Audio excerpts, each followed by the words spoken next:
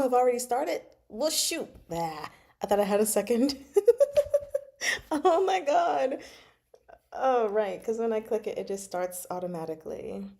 Well, then, here we are, I suppose. I mean, it's fine.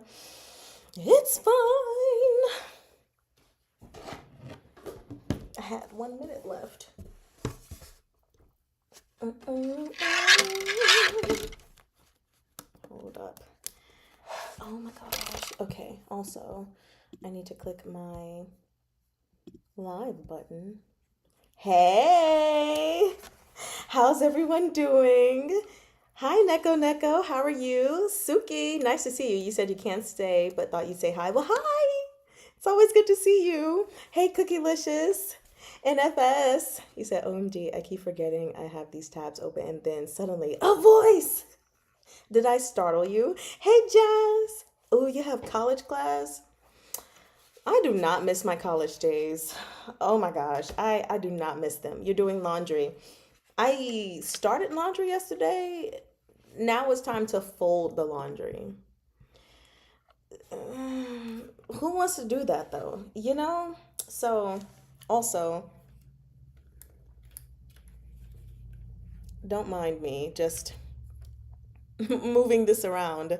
I forgot that when I'm on OBS, if I click to start the stream, it just, well, starts the stream. I know that may sound weird, but it clicks, you have to click manage stream first and then click on it. So like I just thought I had 1 more minute, 60 more seconds, but then it was like, you're starting, and I was like, oh, well, fine. I suppose that's fine. Hey, Megan. Megan's taking a break from reading chapter 96. She was about to start it.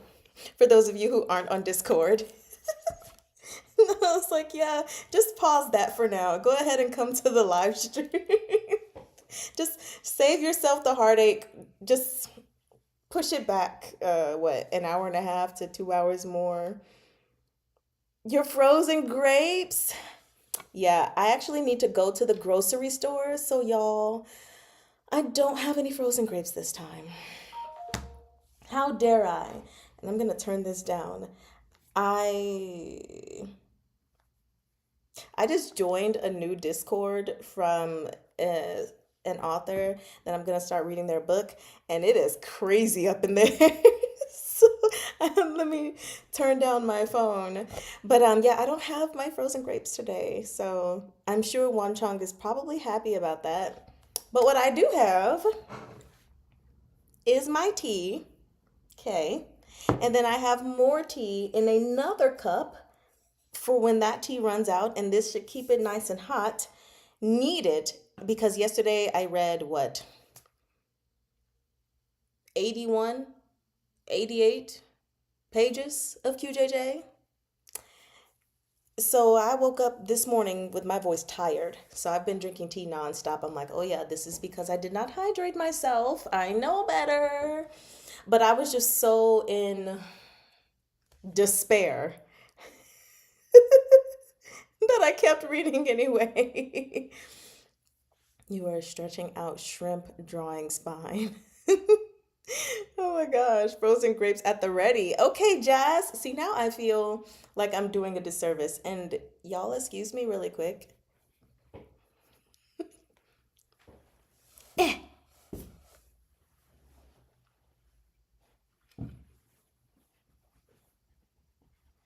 okay. It was just a tiny little bug. But so let's see. He said, hi everyone. Dajaho. Hey. Coming through with the Mandarin. I see you, Cookielicious. Them studies must be going good. You were just beginning chapter 96, yeah? I'm glad you came here instead. Just push it back a little, okay? Your copy of volume 2 has finally arrived. Yay! Hey Stephanie, nice to see you. I I have mine, and I think next week is when I'll go ahead and like show the art on the front and anything else, like the piece of art that's like right on the first page or whatever. Let me see. You finally found a chance to rejoin. Oh, sorry, it's okay. People have lives. We're all doing things. School, work, stress, family, whatever it is. So you don't have to say sorry that you missed or anything like that. I'm just glad that you're here. You said you didn't get a chance to rewatch the last live, but you managed to read all the chapters needed for today. Good. Good. As long as you have read all the chapters needed for today. I did dehydrate myself on QJJ because I was like, ah, ah. I'm telling y'all, I don't know if you got, wait, when did I publish it? I published another video today. I think it was like at 12:30 or maybe it's at 2:30.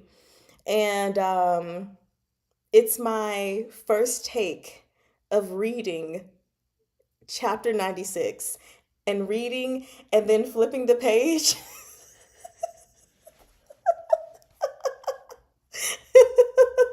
And it's my genuine reaction to the picture.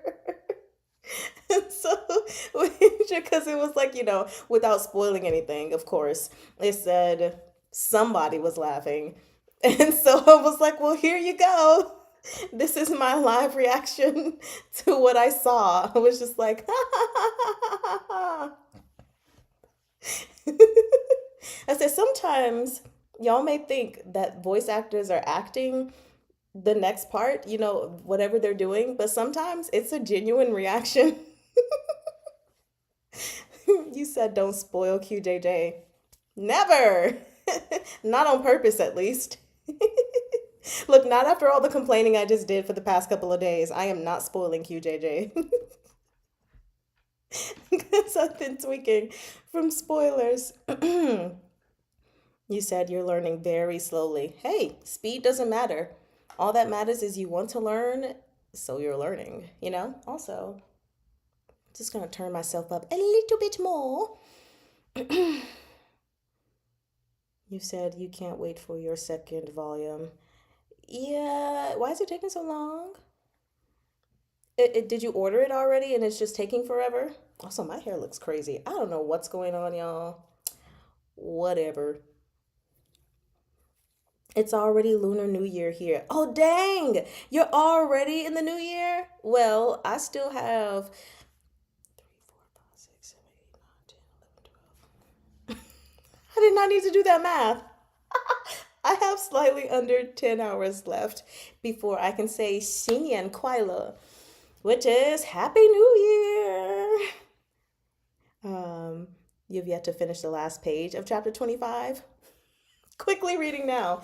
Well, the last page of chapter 25 is like 75% of a page, so you're good. We're stalling, right? First 10 to 15 minutes, we just saying hi, chatting with each other. So you've got your time. It doesn't arrive until next week? Excuse me. Who are we complaining to for you? Well, when did you order it? Actually, yes, when did you order it? I guess that's important to say. It's 12:08 a.m. I've said it once and I'll say it before, Cookielicious, and to anybody else in time zones in which it is late. 谢谢你 for your dedication for coming into these live sessions. And I know sometimes they be long too.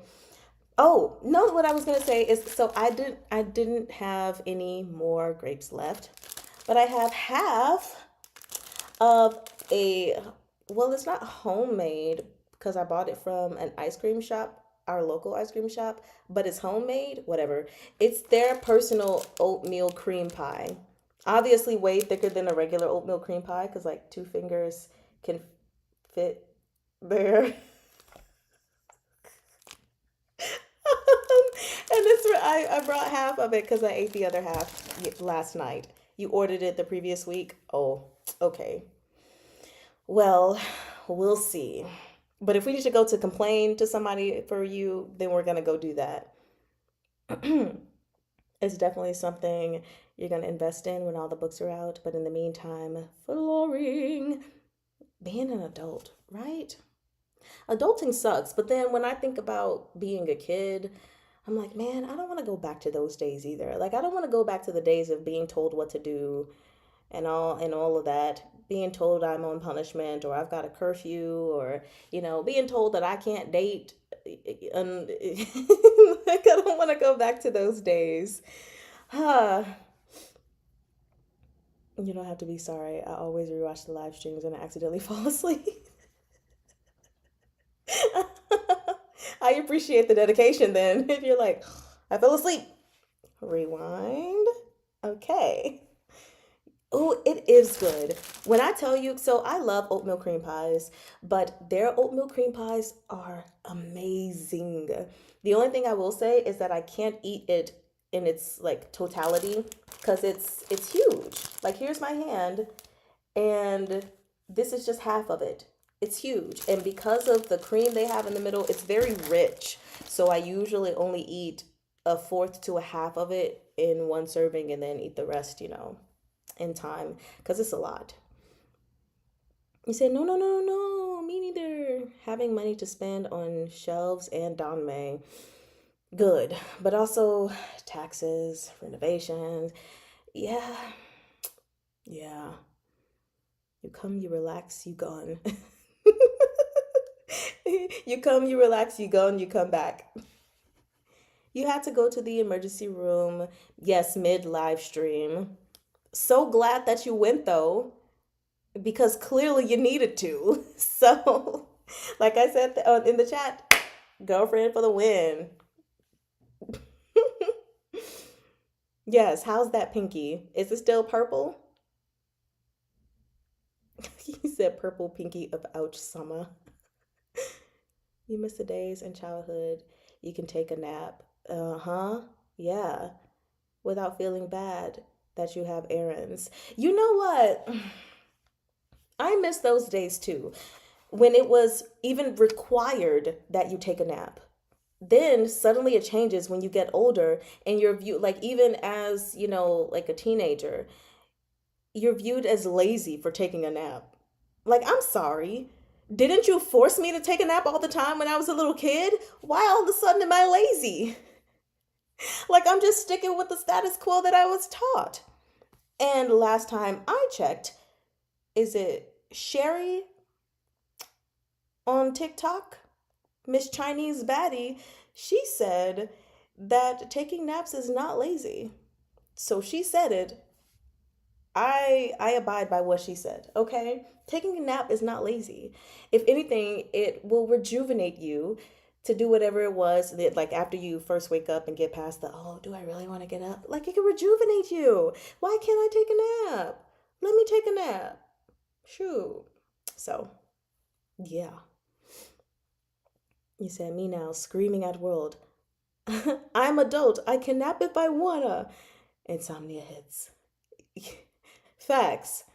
When I try to take naps, 95% of the time I don't. Like I can't get to sleep or the sleep sucks and I'm like half awake, half sleep. Worst thing ever.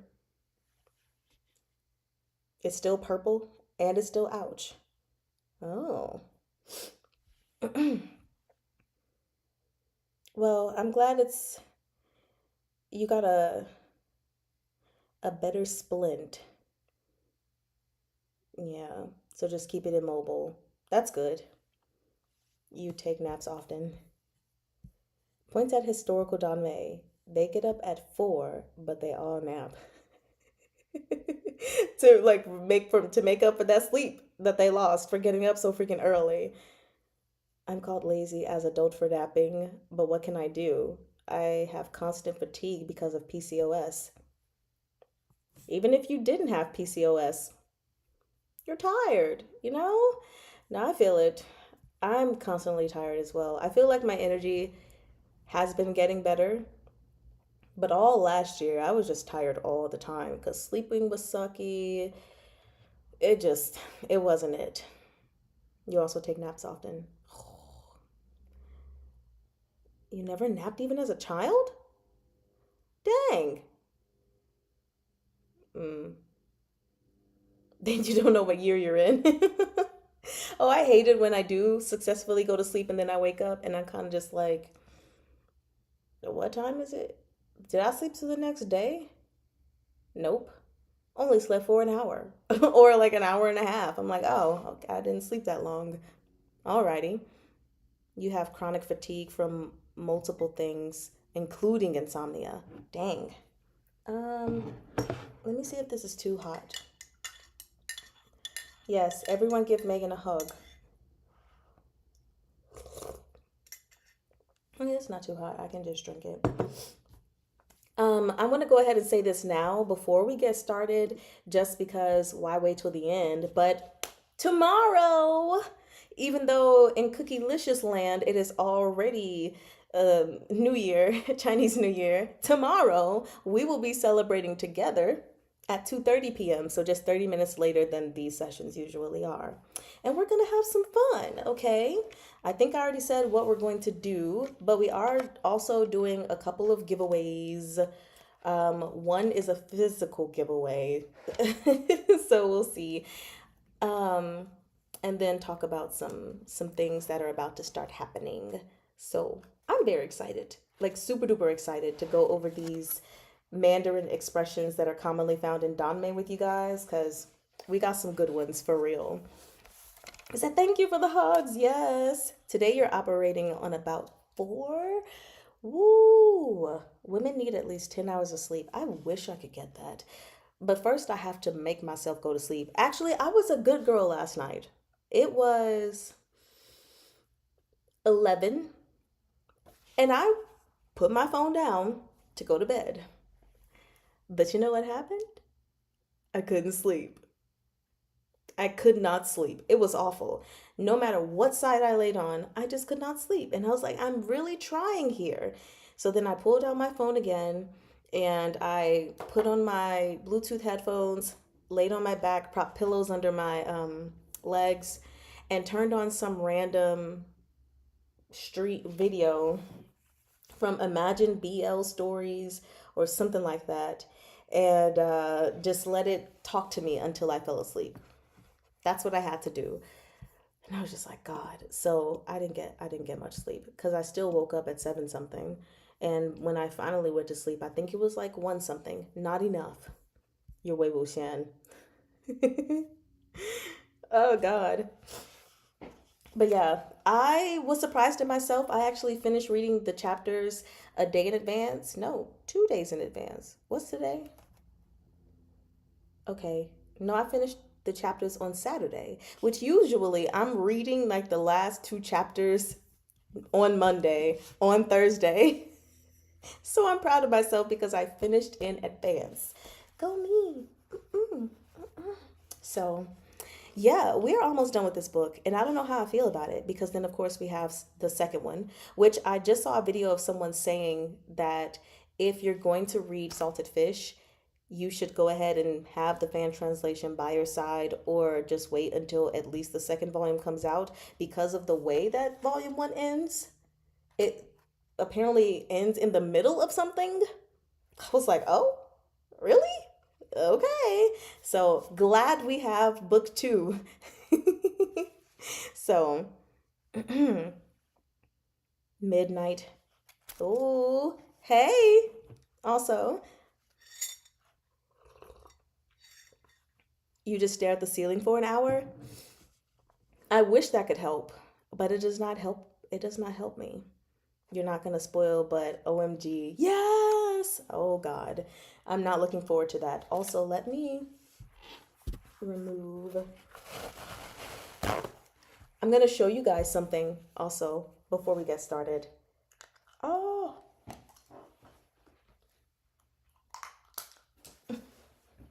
I, in honor of Luan Chung, decided that I wanted to have his pet birdie in my home. So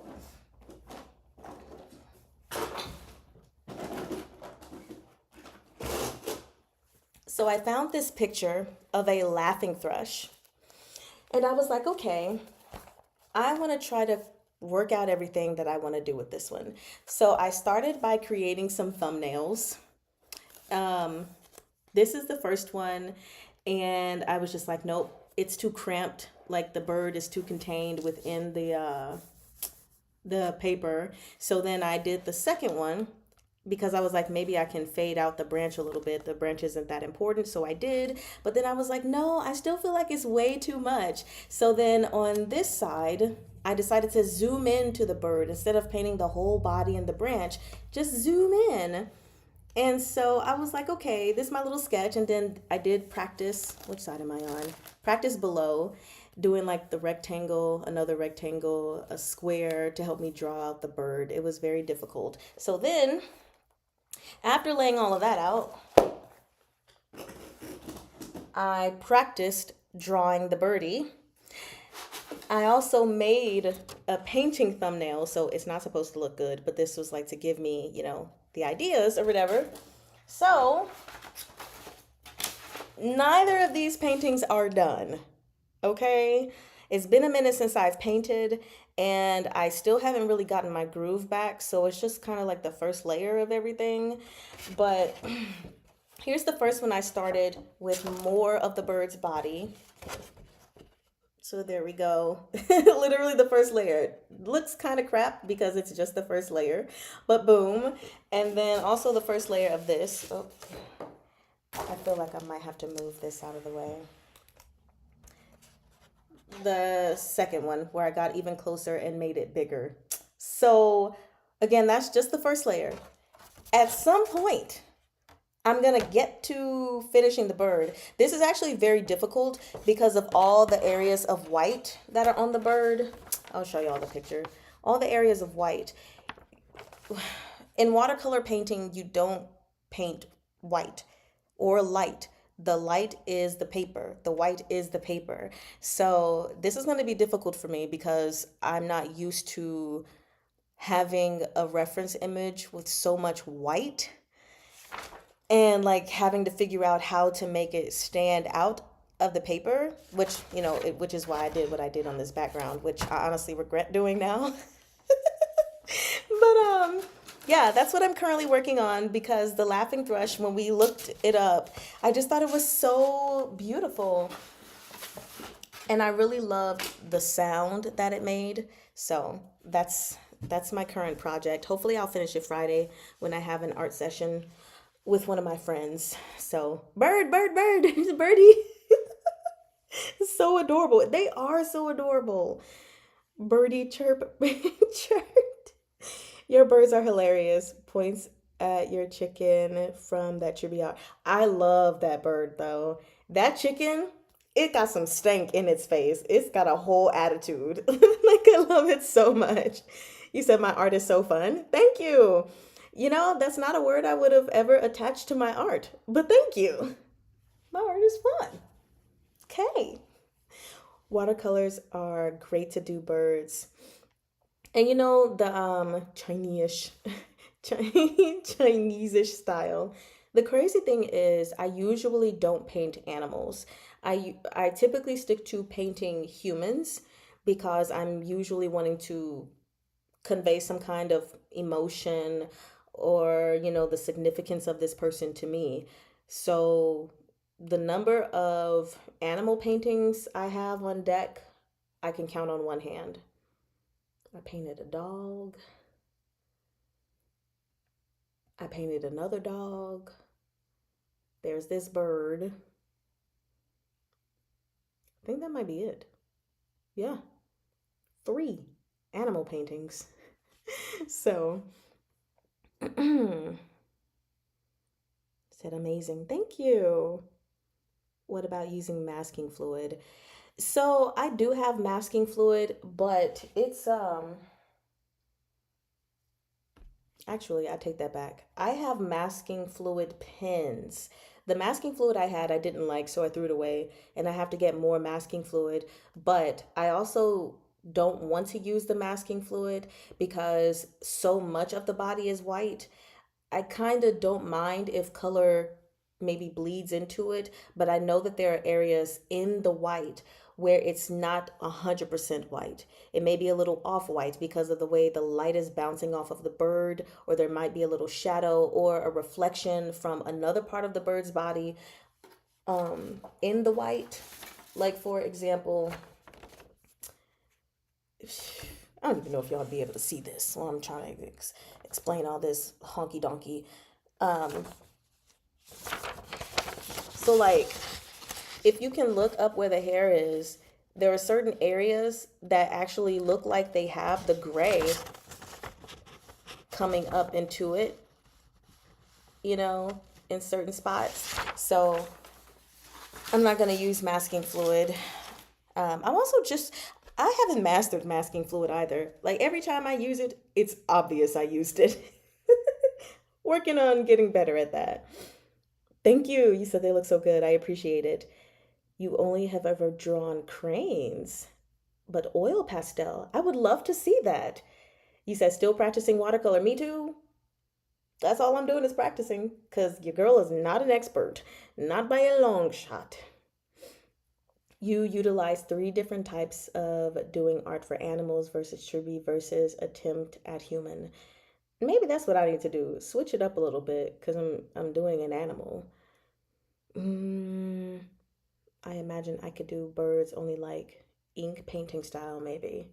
Hmm. Oh yeah, I'm definitely not trying the realistic either. No way, Jose. Not too late this time. Yay!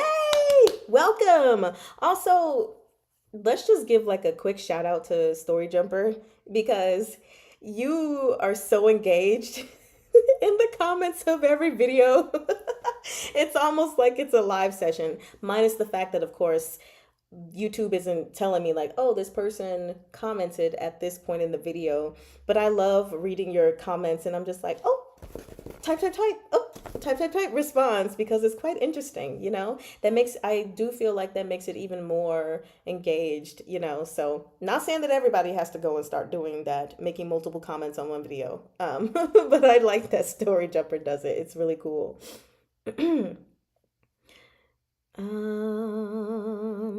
Portraits. You usually do pencil and mostly animals. Ooh, nice for you on the pencils. I don't know how people do pencils, how people do drawing and all of the shading and all that stuff. It just seems even more difficult. Even more difficult. Yeah, like real-time commentary. Exactly. You would love to show, but have no social media. Would have to create one. You don't have to create, well, I guess Discord is still technically social media. You could just join us on Discord, though. Just create an account if you want to, but you don't have to. But we would love to see your artwork. We have a whole section where people can share their artwork.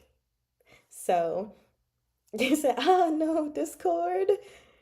The Scum Villain Deluxe Edition is arriving tomorrow.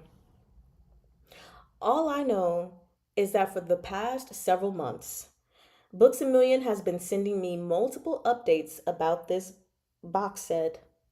And it's been the same update over and over again. Like, why are you letting me know that I bought the books and y'all know that? Just send me when they're being shipped. I haven't heard anything. Kind of upset about it because it should be here tomorrow. The last email that I got said the expected ship date was tomorrow, but it should be here tomorrow. So your girl's not happy.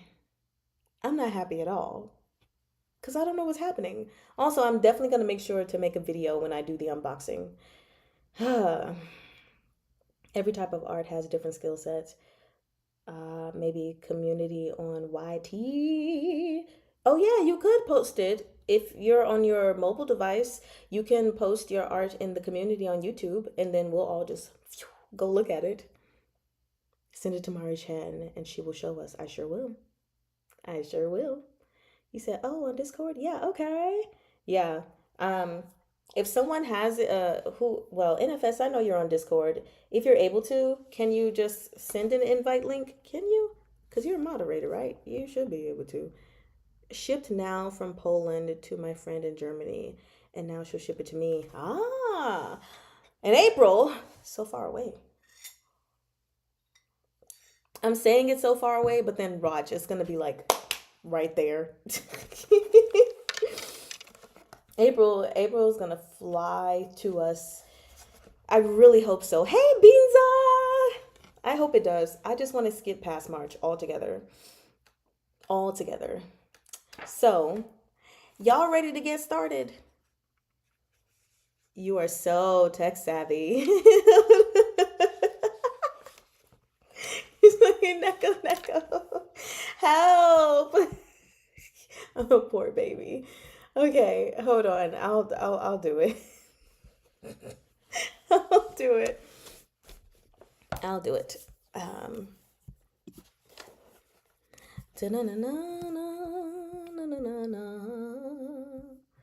um, where am I going? See, now I'm on too many Discords. I'm really only on four. One of them I'm not even involved in. I just went on it because my brother invited me, and like my brothers, well, they're not antisocial, but it's not as easy to get that close to them. So, like, the fact that he invited me to the Discord that he's on, I was like, yes. Mm-hmm. Okay. Am I clicking the right thingy? Add. Normally it shows me the link. Hey, come on. Well, here it is. Okay. Discord. There you go, Jazz. And I'll just pin it. There we go. Alrighty. You said you already have the paperbacks of Scum Villain to give away if anyone is looking for the books. Ooh. Yeah, I was thinking about giving mine away once I get my hard copies, but making sure all of my notes that are in my paperback are transferred to my hard copy because I like seeing my personal thought process as I read the book. So I'd have to go through and re-highlight everything, underline everything, and put all my sticky notes in because I'm like, hey, now I just gave all of my thoughts away to someone and I kind of wanted to keep them. They're mine. So anyway, let's go ahead and get started with chapter 21. And you guys, bear with me because I am trying to find my footing when it comes to this. The audio book version of Salted Fish on Spotify is literally being updated as we speak. Is That's not the same thing as the one on YouTube, right? It's someone else. Can you send it to me? Because I would that would make my life a lot easier. Um but yes, I'm trying to find the perfect way to go about this whole book club thing so that we're not here forever with me going through every single little detail that I think is important in the book. So we're trying out something different today and we're just going to see how it works. What I'm going to do, you're welcome. What I'm going to do is literally give the summary of what happened in this chapter, I mean, in each chapter, and then go through the pages. And if there's anything specific that stood out, then I'll do that. So let's see how that worked. You just got the notification that chapter 130 got uploaded. Oh, who is this by? Please put that information in the discussion chat for Salted Fish for us in Discord because I would really like their help to read this. It's really good. So like I don't need help to read it in general, but I need help to read it in time for our live streams. I really do. Oh gosh, so it's a lot. Although now that we're at a point in QJJ, I don't know if it's permanent or temporary where I don't feel like I have to take as many notes. It is making things a lot easier for Thrice Married to a Salted Fish. So, yeah. See, Megan, if you could give us that information. Okay, so let's go ahead and start with chapter 21 because we are, wait, hi, it's Sue. We are at the 34-minute mark. What are we doing? What am I doing? I'm talking too much. So in chapter 21, we have it that basically now that Wan Chung is in on the schemes, because he really wanted to be in on the schemes, right? He's super excited and maybe just a little bit impatient for this whole aphrodisiac thing to work out against his brother. Okay.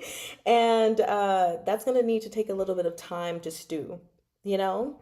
So then we have half of the household properties that rely on weather as far as, you know, them getting their income their revenue. Half of them rely on the weather. So anything like droughts and floods would result in no crops. And that is the case currently where the Shu prefecture is, but they seem to be getting more money. How? Don't know. Where is this money coming from? But Qingyu doesn't care. Qingyu is just like, okay, whatever, don't investigate. It doesn't matter. He tells Steward Zhang. Meanwhile, Wan Cheng is like, please go investigate immediately. Wifey's tired or something. Go investigate. And so then we move forward from that scene. The next one, it's summer. Yay! It's summer. And this is a time when Wan Cheng can bathe daily. Because, of course, in the cold, it's cold. He's sick. So, like, trying to bathe on a consistent basis, bad idea. Because sick equals worse, right? He said his brother insulted the beautiful poison master. Of course, he is looking forward to his humiliation and death. Chingyu testing his man smarts. Right? Also, before I jump to the next scene, let me just see if there was anything in my notes on that one. Because I have lines where each singing break happens. That way, I don't know. Yeah, I didn't have any notes about that part. But yeah. So then when we go to the next thing, like I said, it is summer. And Wan Cheng can bathe daily as long as he's doing well physically. And so recently, though, he's been coughing. Coughing so much to the point that it's bad at night. And people can't sleep. And by people, I really just mean him and Qingyu. So Qingyu actually prepared his bath because he's got some herbs to put in it. Him and Huantong take care of this, and it should help alleviate some of that coughing so that Wan Cheng can actually get to sleep. Poor baby. Like, we all know what it's, and then, like, anyone ever feels like when you're sick, late at night, everything gets worse. You got a cough, it gets worse. You sneeze, it gets worse. You got respiratory issues, it gets worse at night. So sucky. So to know that he prepared these herbs to alleviate him, I'm just like, oh, that's so sweet. That is so, so very sweet. So then, apparently, I do have a highlight that I need to just go to really quickly on page 245, where Qingyu's face is rosy from the steam, and it says even his lips seem to glisten with a watery sheen. And guess who was looking at that? Wan Cheng. And Lu Wan Cheng had to quickly direct his gaze elsewhere. And I was like, sir, come on. I love the ice, the water equals don't. Medical bath or soup? Both? Probably both. Oh my gosh. He said the nights suck, right? That was you last night? Oh no, feel better. Shanti Jian Kang. Shanti is body, Jian Kang is health. Okay, I'm hoping that for you. So then, yeah, I'll go ahead and continue with that. So still on that page though, Qingyu actually stays while Wan Cheng bathes to monitor the water temperature. Right? Normally it would be his servants washing him up or whatever, but since he put the herbs in there and they have to be part of a very specific temperature, he's staying in there. And Lu Wanchang was like, oh no, I'm so shy. What should I do? And then Qingyu is just like, Swan Brothers, good friends? That's all this is. And he's like, yes, good friends, you're right. And so I just thought that whole scene was really, really funny.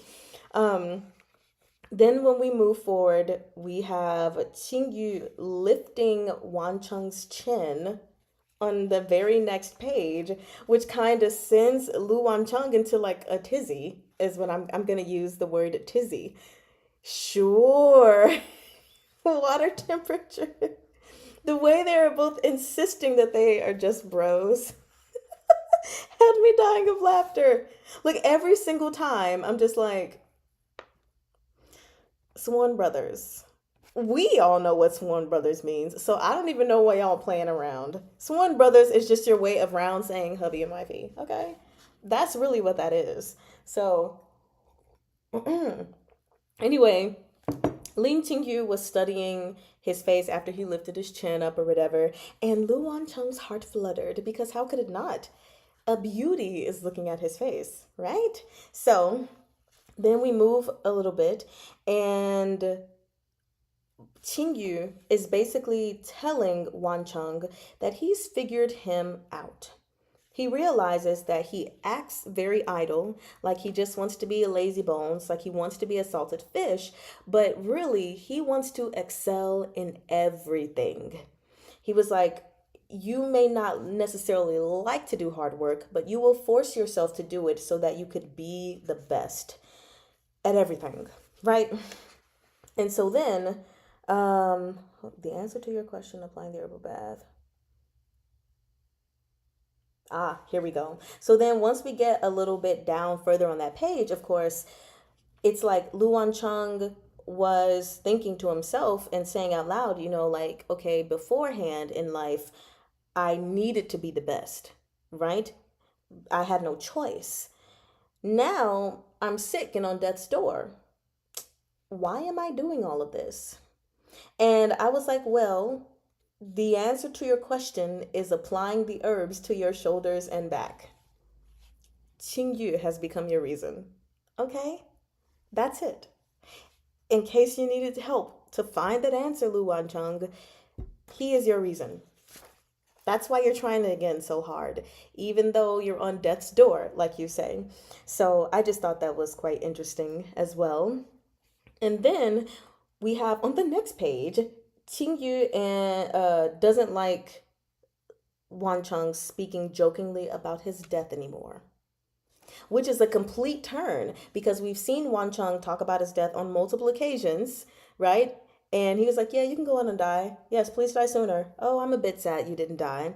But then here we have it where he's like, having heard Lu Wancheng make so many jokes about his own death, Lin Qingyu had stopped taking them seriously.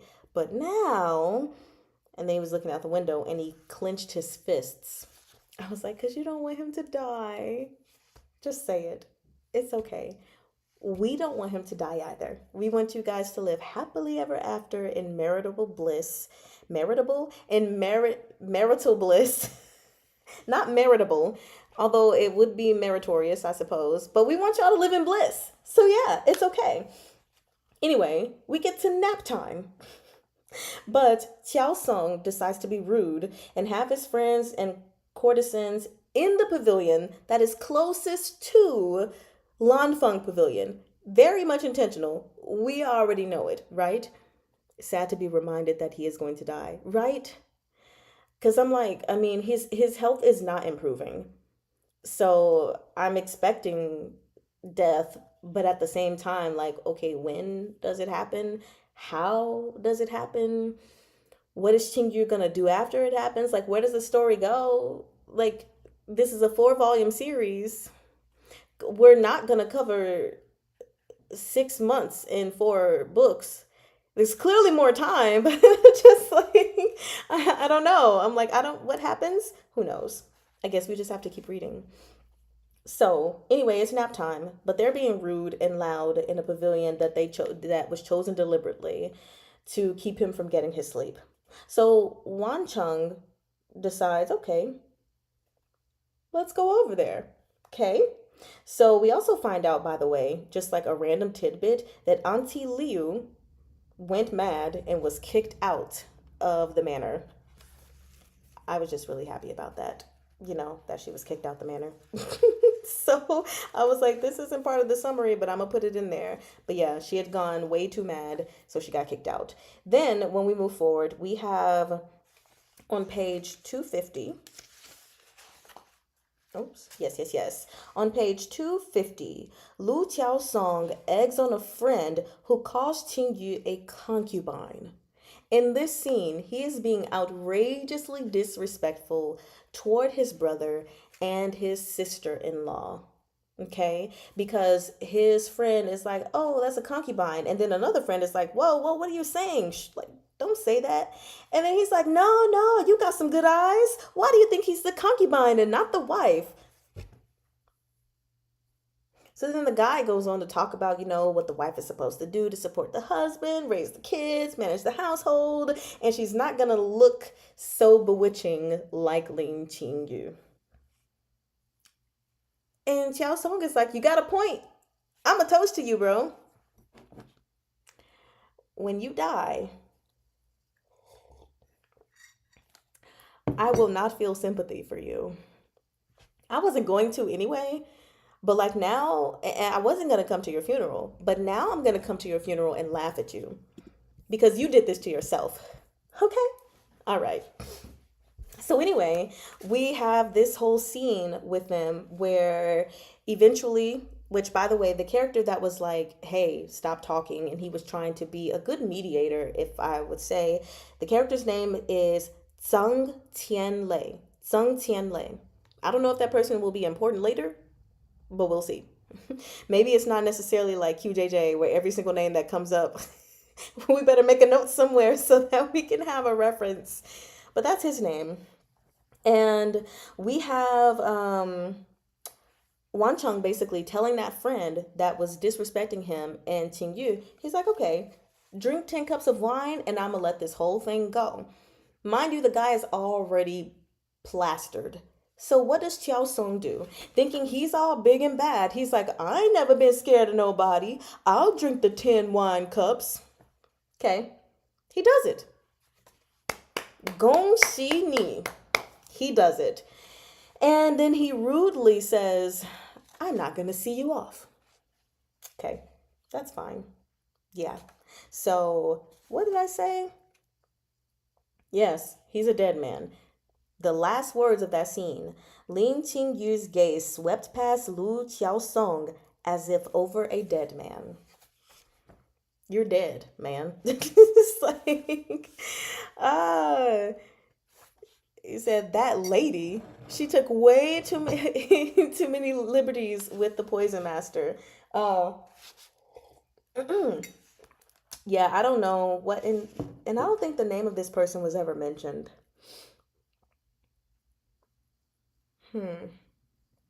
No, it wasn't. The name of that dude was never mentioned. So who knows? Fell right into Wan Chung's trap. That's the thing that was killing me. I was like, okay, you successfully drank it, but something's gonna happen as a result of this. What exactly? I don't know just yet. Could make guesses, but we'll see shortly. Because I was like reading, reading, reading. So then on this page, of course, we have on the final page of the chapter, Wan Chung is so excited to hear Huan Tong come in and be like, "We finally heard news about Qingdai Pavilion." Again, man is so impatient, right? Well, then we have Lin Qingyu finally, for the first time, calls him Wan Chung. Yeah. He said, "Wan Chung, would you like to head over for a look?" After something, finally happened. So, in the second to last paragraph, full paragraph at least, it said, "As it turned out, this was what made the beautiful villain call him Wanchang, letting him succeed in carrying out an evil deed." I was like, well, now you know what you gotta do. Huh?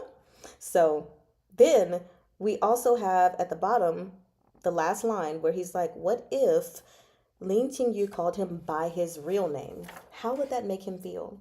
My guess is it would make you feel butterflies. What did Michael Jackson say? "You give me butterflies inside, inside." That's how it would make him feel. So then we move on to chapter 22, but let me look at. You said alcohol is the king of a medicine and a poison. It is. But I think at the time, I was like, okay, well, he drank the alcohol. Now he needs to get the medicine in him, which would require him to sleep with somebody. Like, come on and do it. Touch one of them girls. I don't think I would ever, I didn't think I would ever say something like that, but I want you. I want you to touch one of them courtesans. I want you to. Go on ahead. So then when we get to chapter 22, um, things are actually pretty solemn in Qingdai Hall because, for obvious reasons, right? Xiao Song, he's not doing well. And then we get this backstory on one of the courtesans there who was previously favored, and she wanted to get back into Qiao Song's good graces, not knowing that he wasn't touching her because of his dad. You know, she was just like, oh my gosh, have I fallen out of his good graces? Did I do something wrong? And then, of course, we already know that half of the courtesans are being yeeted out of the manor. So they're all doing everything they possibly can to win his favor. So we have this innocent little lady, and I'm calling her innocent because I think she's, wasn't maliciously doing anything, but she sent a servant boy to go buy her some aromatic herbs to appeal to him. Something very subtle, like putting on some nice perfume for your man to get him excited, right? And it even said that all she wanted was to give him a child or two or something and just be a little concubine, and she would be perfectly fine. I'm sure she did not expect things to go the way that they went. So he drank those 10 things of alcohol on top of whatever he drank before Wan Chung had said what he said. And because he got cocky and did all of that, he got drunk, real drunk. And reason left his mind. He was enamored with this lady again. And she was like, yay, he finally loves me again. And he took her away. Eventually they fell asleep together. Just sleep, I'm assuming. But then he wakes up horny. Man was super excited. He was getting ready to touch all on her and everything, and then blood out of his nose. He said, and the king doesn't mix well with others. So the blood comes out of his nose and everything goes downhill from there. Now the man is at death's door way more than Wan Chung is. Yay! So then we have Qingyu saying, no, before Qingyu, we have physician. Is it physician Zhang as well? Is it Stewart Zhang and physician Zhang? I don't ever remember what's his name because it's irrelevant. But the physician is like, there is nothing I can do. He's going to die. Okay. In the next scene, well, before we even get to the next scene, Qingyu says he can save him. And I was like, there you go. You're such a badass. Like, this physician can't even save him. Y'all. Then we get to the next scene, and he just gave him acupuncture. I'm not gonna lie. I was like, if I were Lady Liang, Lu Niantao, or the Marquess, Physician Zhang would be getting fired. Because you mean to tell me my son was on death's door, and you're like, there's nothing I can do about it? And then Qingyu is just like, oh yeah, just give him some acupuncture. Unless acupuncture, the skill of doing acupuncture was just that rare, you would be getting fired. Because of what are we doing here? Like, are you kidding me? You gotta be kidding me. You said Wan Chung acts dramatic and all, wiping his fake tears on Qingyu's sleeve when everyone was freaking out. Yes, that part was so funny, and I think I didn't even get to that part just yet. But also, really quickly, now that I've gone through two scenes, because yes, all he did was the acupuncture, and Wan Chung was like, "Why?" And he was like, "Yeah, I'd rather see him live a valueless life than die." So really quickly, going back to just those two scenes that I did, for anyone who was reading, we had another moment where we could have really used a footnote. I will be your footnote. This is the opening to chapter 22. where it's talking about this courtesan that was trying to get back in his good graces, not knowing that he was just terrified to sleep with another woman because he got berated by his father. And it said that she had a bright red embroidered doodle and it had a dark stain on it, obviously blood. A doodle. I just like to say dodo. Dodo, dodo, dodo, dodo. Is a traditional Chinese undergarment, usually either a square or a rhombus shape. It could be silk or cotton, and it covers the stomach and chest. Okay, there you go. All done there. There's your footnote for the day. So, I also did kind of feel really bad for the Marquess in this area because it was like his one son is already not doing well and destined to die shortly. And on page 254, it was like, am I really gonna use lose my youngest son as well? I was like, oh, okay, I do feel slightly sad about this whole thing. Just for the father. Just for the father. That's really sucky. Yeah. And then also, I just want to point out that this entire scene that we just discussed, Lady Pan, she's got fear and reverence in her heart, which is the appropriate thing to have because you do not play with Qing Yu. You don't. And now apparently you don't play with Huan Chong because he's going to make sure that Qing Yu gets away with everything that he wants to do. He says, so it's an apron. Um, when I looked it up, it wasn't necessarily like that. It was more so because an apron would go over your clothing. I'm going to,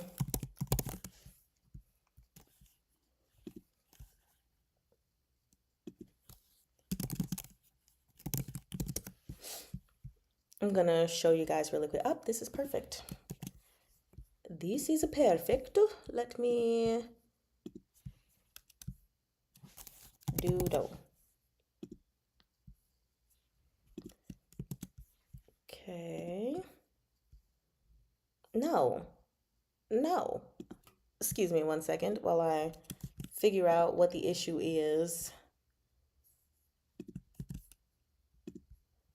I'm trying to show you guys the doodle.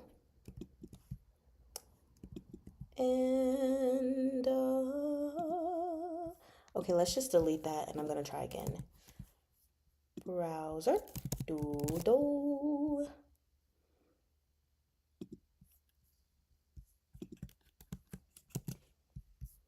Okay. Will it work this time?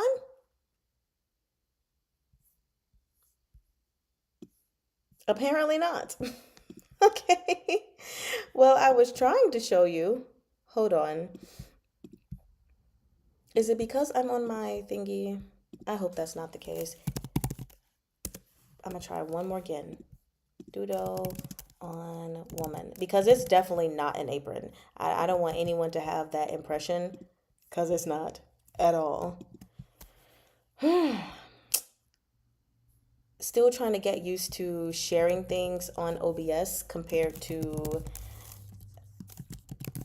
when I could just easily just share screen on YouTube. I'm gonna figure it out. Okay. Jeez Louise. Okay. Here's a doodle. If you can see, it's definitely not something like an apron. So there's that lady. Okay. That's the best I can do. Still learning this thing, y'all. Remove. Yes. Okay. So hopefully that helped. You said acupuncture should be super common. That's what I would believe, right? It's more like a backless halter used as a bra. Yeah, a very big bra because normally, like at least in America, our bras are covering the boobs in the upper area, like it's not covering our stomach as well. So yeah, I guess you can kind of think of it as a corset without the back and all that extra stuff. It actually looks very pretty. Um, but depending on like the material probably would not necessarily fit the best or look the best on someone who has boobs, like big boobs, because at least from the images that I was looking at, it wouldn't look very good. I'm gonna look again. Oopsie. I'm not gonna pull it up again for you guys, but I'm just gonna look again really quickly.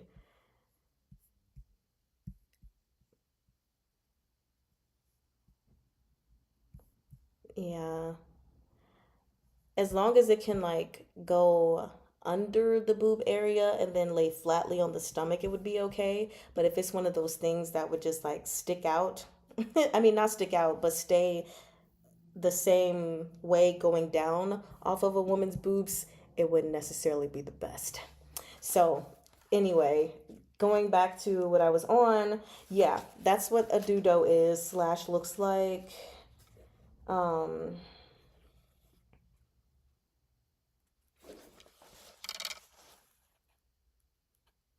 yes, that kind of threw me off course just for a second. But yes, mentioning what was said by Itsu, I did absolutely think it was hilarious when Wan Chung was just like, young brother, oh my brother. And Chingy was like, use your own sleeve. Like, why are you using mine? So then he was like, oh, my tears. Oh my gosh, my tears. And so he says, the West Lake is full of my tears. And that is a lyric from a theme song of the 1992 TV drama New Legend of Madam White Snake, often used dramatically to express abject sorrow. So I just thought that was hilarious. And even earlier, he was like, did you go ahead and before me because you knew that I would be lonely? It's like, sir, sir. Okay. So then when we moved to, you had a decorative doodle that your aunt got you from China. Oh, when you were a teen? I'm assuming you don't have it anymore, or do you still have it? But when we get to the next scene, we have the Marquis's hair has turned white. Lady Liang fell sick with rage. Qiao Song has no will to live, even to the point that he won't even take his medicine. And Lu Nian Tao is left to deal with taking care of her mother and her brother. Poor girl. How unfortunate for you. Boo hoo, and your scheming.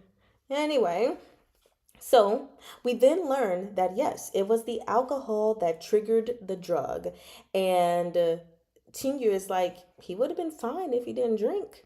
Because even though he would have still been affected by the medicine, it still wouldn't have been like boom, like that. It would have had to take some time to develop and all of that. So he's like, he really set himself up for failure trying to be all macho in front of his friends, right? And bully his big brother and his wife. Yeah, sure, fine. So then we have Wan Chang and Qingyu continuing from that conversation to talk about sex, which of course Qingyu is a virgin, Lu Wan Chang is a virgin. And Qingyu shares his sentiments, basically saying that, his father only had his mother in his heart. And he thought that was so nice. And so he was like, yeah, I didn't want to do it with just with random women coming from anywhere. I want to have my special person too, if I would ever get to that point. And then of course Qingyu is like, poor me, I'm gonna die a virgin. And then he's like, what's it like? And Qingyu is like, what makes you think I know the answer to that? To which Lu Wan Chung proceeds to say, you want to give it a try?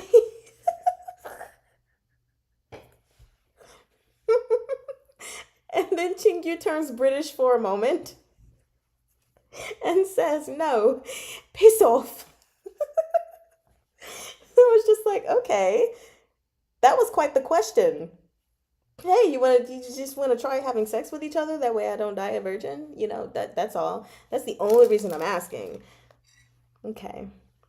He said the sass.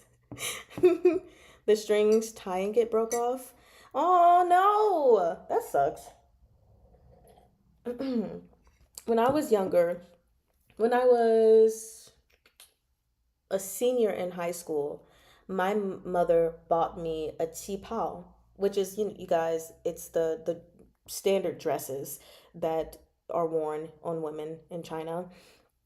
And it was so beautiful. I was in this singing program slash competition, and it was for my performance. I had tried it on, fit beautifully. I loved it. It was like this lavender and purple qipao with elaborate designs on it. Day of the performance, I have the dress on, everything's going fine. Then suddenly, fripp, at my hips. Who was it? Shakira said hips don't lie. Apparently, mine decided they were tired of lying that they could fit into the qipao, which I was like, but they could. I was in good shape back then. So I had to put on, someone let me borrow their like over thing for it, which didn't really go with it. And the whole time I was performing my song, which was called Andi Nachtigall, all I could think about was this rip. And so I think my performance was actually still pretty good. And I even have the recordings of it from 2013. But the whole time I was just like, this rip, this rip. I hope no one sees it. Oh my God, I gotta perform and then hurry and get out of here. And we gotta go through all the winners and stuff. And then I gotta go home and take this off because my chi pao has ripped. It was really sucky. I was in love with that chi pao. Even had like the chopsticks in my hair and everything. Like, I don't know what I was doing back then, but I was so upset. He said, I don't know what that's like. You haven't made a move yet.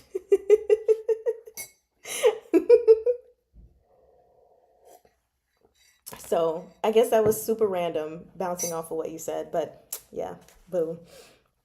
So that's the end of that scene. Then we move forward, and of course, no matter how quiet people try to keep things, rumors are going to get out. Gossip is going to gossip.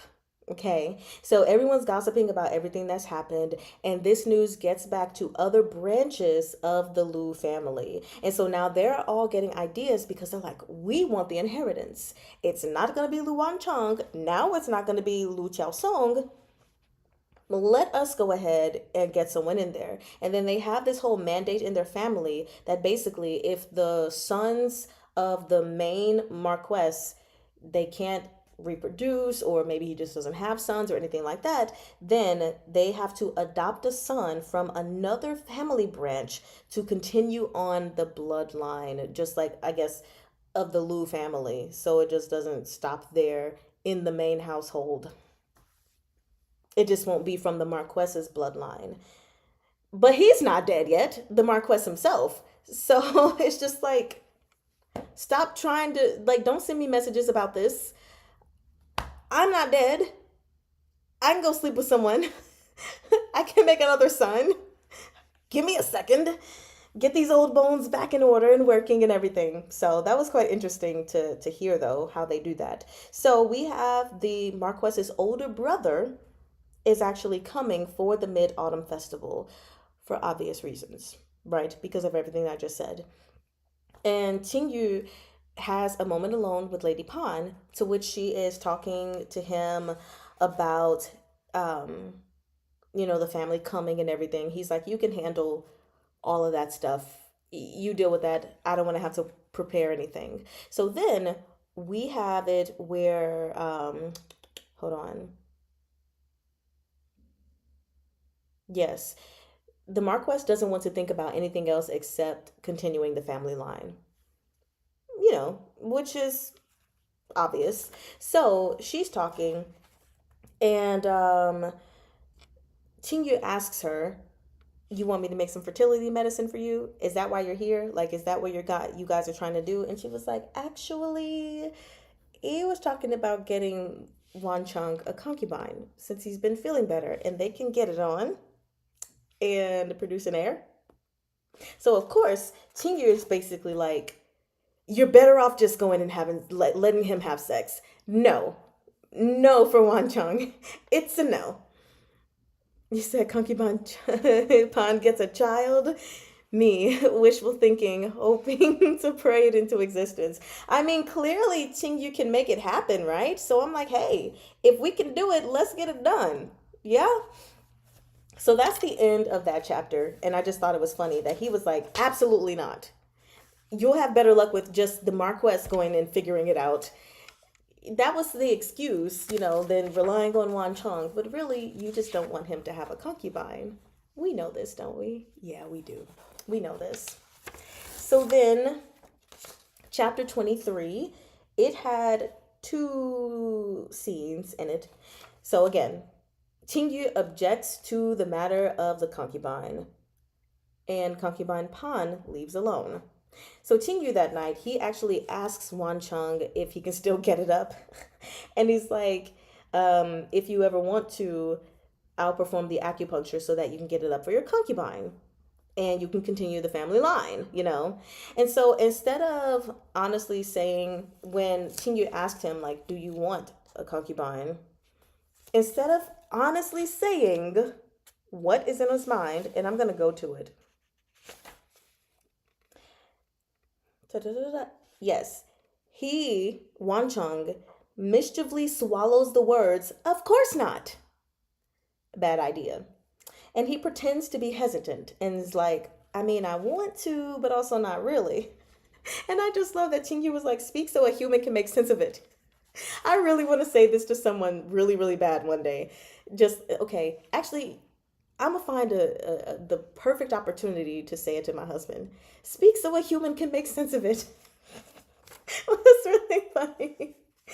So, you said Poison Master does not share, especially his husband. Yeah.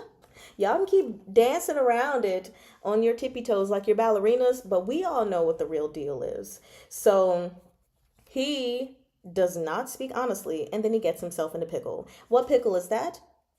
Chingu is just like, okay, well, what kind of woman do you like? So then he's like, oh, mild temperament, won't lose her temper at me like someone else in this room that I know. And he's like, all right, that's what you want. I'll go ahead and start picking one for you. And he's like, wait, what? He's like, yeah, you want a concubine. We're going to get you a concubine. And he was like, but I'm your official husband. Like, you just going to help me find a concubine? He's like, yep. Then, their child will have to call me uncle. So he is not happy about this. And he's not happy at all because he's like, you're supposed to be more possessive over me. And then they go through this whole debate of husband and wife versus sworn brothers because Tingyu throws it out again. He's like, well, we're just sworn brothers, remember? And then Wan Chung is like, well, I want to take it back. Let me take it back. And he's like, nope.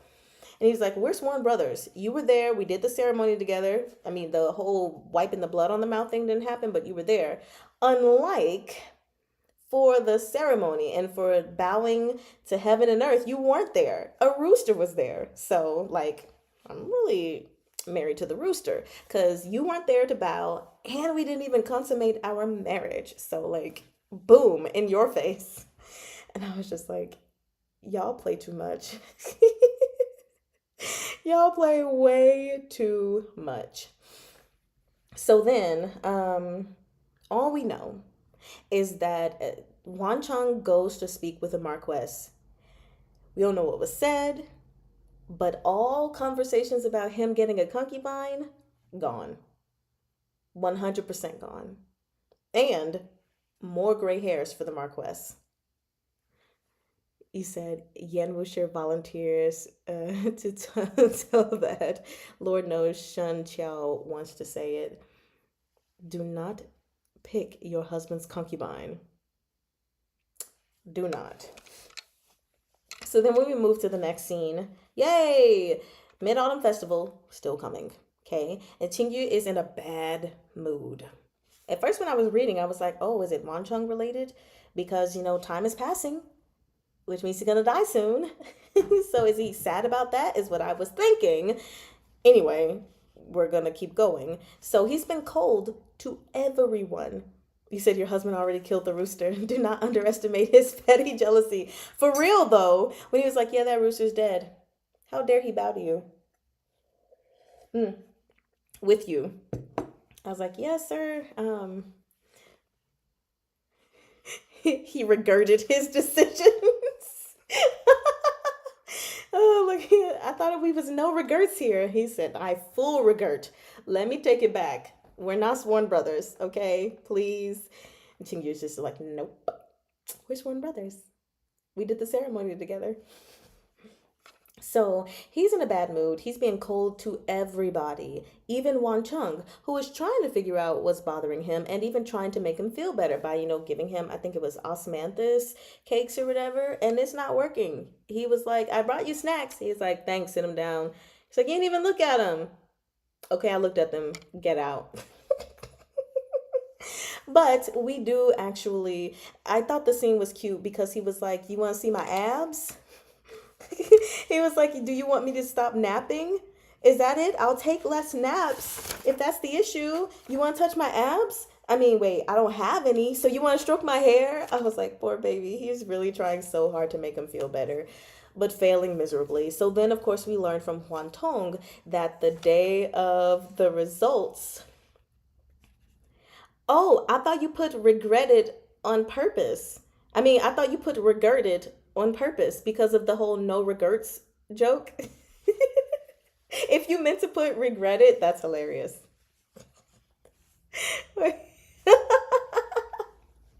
So, uh, how make wife happy? How? How do we? But then he realizes after Huantong tells him that the Imperial Academy exam results released today, oh, this is why he's been unhappy.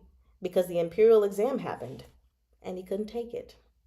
So, what he does is he was like, we're just going to leave him alone. There is literally nothing we can do to make him feel better. He needs to wallow in his misery. Quick note. So he had abs. Right, because he said, I don't have any now. He had them at some point. Um, so then we eventually get to the point where, hold on, let me also make sure I'm following my notes. Yes, that was my thought too. Yeah, it's like, you had abs, baby. Can we see them? Can we see them? Hold on. Oh, yeah. He even has a moment where he's wondering what life would have been like. And this is for Qing Yu. If he didn't extend Wan Cheng's life, while he's sitting and wallowing in his sadness and everything, he's like, what would have happened if I didn't extend his life by those 6 months? Noted that for the clues for previous life. You're like, now? Actually, let me just, not that I need any more clues. We're just waiting to get the confirmation, but like, now? So he's like, maybe if I didn't extend his life, then things would be different. But then also, you know, he's like, I hope that everyone that I despise fails. Then I'll feel a little bit better. Okay. Also, he's been doing a lot and basically has become the Marquess of the residence, given all the chaos that's been going on, which I know probably also doesn't make him happy because he doesn't really care about managing household affairs and stuff like that. So I know he's just like really in a sour mood. But then we have Huan Tong stumbling in like, I got some good news. And he's like, what? What could possibly be good news? Well, to the well, guy. Failed the exam. Not only that, but so did Wang Gongzi, who said you look like a woman, Liang Gongzi, who falsely accused you of cheating on a test, and anyone you didn't like has failed. Isn't that good news? And I was like, wow. Everybody that he didn't like failed. Either he did some voodoo, or all of these people that didn't like him just really sucky in the education department and studying for medicine. What are we doing here? So I just thought that was hilarious. You said still leaning toward overworked college student, college athlete, popular kid. Huh. I honestly haven't even tried to guess who he was in his previous life, but I'm not against the what you have put. Those are all plausible. Yes, heavily overworked for sure, probably because now he just wants to be a couch potato. He He just wants to be a little couchy potato. So that definitely cheers him up. That's not surprising at all. And then we have at the end of this chapter where he's thinking, and he's like, I gave up on taking an exam held every 3 years so that the man in front of me could live 6 more. Then we get a little later. Perhaps it wasn't that bad. Not really. Okay. Okay. And he's going to go ahead and have dinner with Wan Chung. Okay, not that bad. I agree, not that bad. You concur. I do love his real self. I love it when people are their real selves. His real self is awesome. It really is. I can feel it. I don't know what it is, but I can feel it. Also, let me make sure I didn't skip any. Okay, we do have a picture in this chapter that I will show to anyone who needs it. So maybe even a part-time job too. Most certainly, right? Because got to take care of the family, right? It's like once you become an adult, now the responsibility is for you to take care of the adults that took care of you. You grin. I can feel that his true character, his true self is amazing. I can't wait to meet him. Kind of like Shun Yuan. His true self is amazing. So now we move forward to the second to last chapter of the day, and that is chapter 24. I'm making good time. I'm very proud of myself. Stopped my yapping. You did. Sorry, was practicing drawing Suzhou. I better see something in Discord.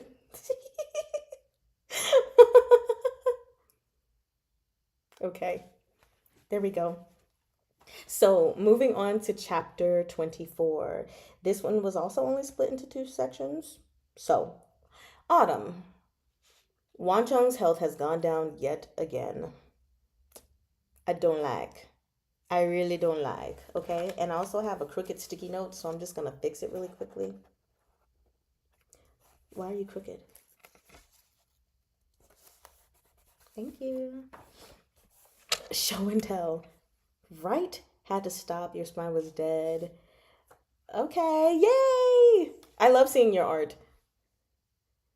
And see, now all of us want to see all of us want to see your artwork now, so you don't have a choice. You gotta show us.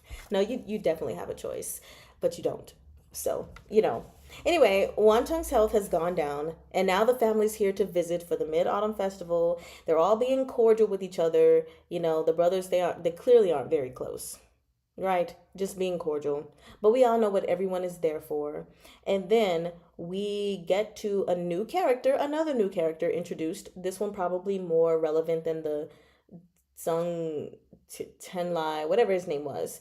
This is Lu Bai Shuo. Lu Bai Shuo is Wan Chung's elder cousin. He's number 6. And right now we have Wan Chung avoiding the guests. He just says, I'm not feeling well. I'm sick. So he doesn't have to go and see anyone. But seeing the 6 cousins' enthusiasm for Wan Chung, he's like, yeah, let's just go and see him. And he has him introduced as the 5th cousin instead of the 6th cousin. And of course, as soon as the cousin comes in, Wan Chung is like, that's not 5th cousin. That's my 6th cousin. What are you saying? So they start, chatting, having this wonderful conversation. And meanwhile, Qingyu's just like, I don't trust it. No, there's something going on here. I don't know, said the hero to the villain. Why are you crooked? Entry backstory. Qingyu is really so clever. Because at first I was like, why did he say 5th? The lady say maidservant, whatever, say 5th. But then I was like, oh, he's testing Wan Chung. Got it. Okay. So on page 276, we get a little lower because everybody, after he, was talking to his cousin and everything, everybody decided they wanted to come see the sick baby. And we have, oh, also really quickly, the cousin has stayed in the residence before for 3 months. He was on some business and he stayed in the Lu residence for 3 months. So, anyway, the whole family wants to see Wan Chung so they can convince him to adopt our son. No, adopt this son. This son is better than that son. No, our son is better than your son. Blah blah snore. Anyway, because they want the inheritance. So Qing Yu was not helping him out of this situation. And Wan Chung has already been avoiding them, but seeing that his little wifey is not helping him, he's like, freak. Now I gotta put my face on. Hi, everybody. And it's just so funny because on page 276, we have sometimes it was fun to watch a salted fish being forced to try to swim.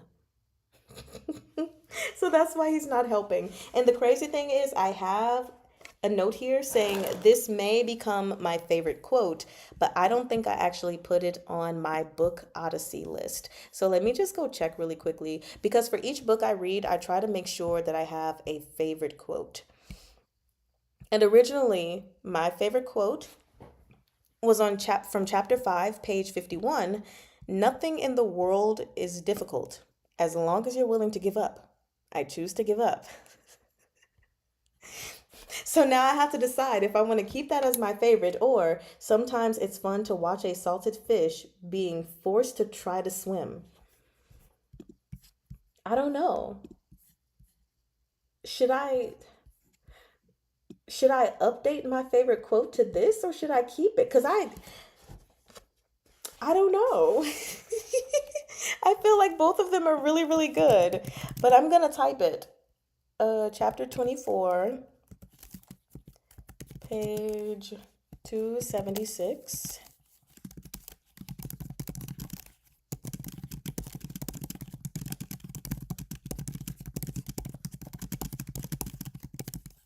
Okay. I might just have to have two favorite quotes because I don't know. Both of those are amazing. He said, ha ha ha ha. They really do be trolling each other. But yes, it's not malicious ever. The fact he remembered it was the fifth cousin, having that large family, I would just say cousin at that point. Definitely would lose count. Yes, I like the other one for philosophical reasons. I love the other one. Keep a list of quotes and then rank them. So, I don't know. Let me, I just closed off my thing. Let me see if I have enough room on this page to do something like that, or if I would have to make a whole nother page. Because right now I just do my favorite quote and keep it moving, but maybe I'll consider ranking the quotes. Oopsie. Also, this isn't something said, it was just a quote in a book. Okay. Well, I have the two quotes on the page, so we'll see. We'll see what it ends up being in the end. What'll be my favorite, and then I'll rank. I'll go ahead and rank. At least for this. I don't know if I'll always rank my favorite quotes for everything that is read, but I'm at least do it for this. So then we move forward, and Lin Qingyu is still having the time of his life. Even on page 277, it says he suddenly realized how fun it was to toy with a layabout. So he's having fun making life difficult for the Marquess, which is funny. It's very, very funny.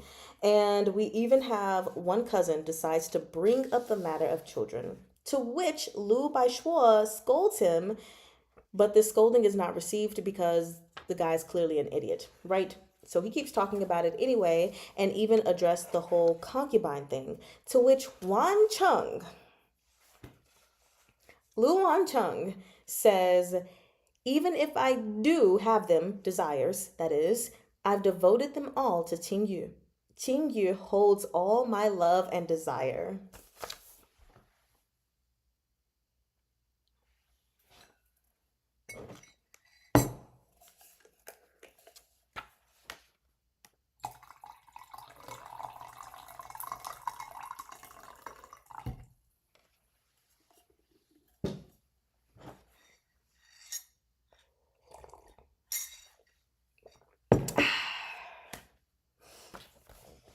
I love it. You said, if we have another Danme quiz, I would fail to remember every quote.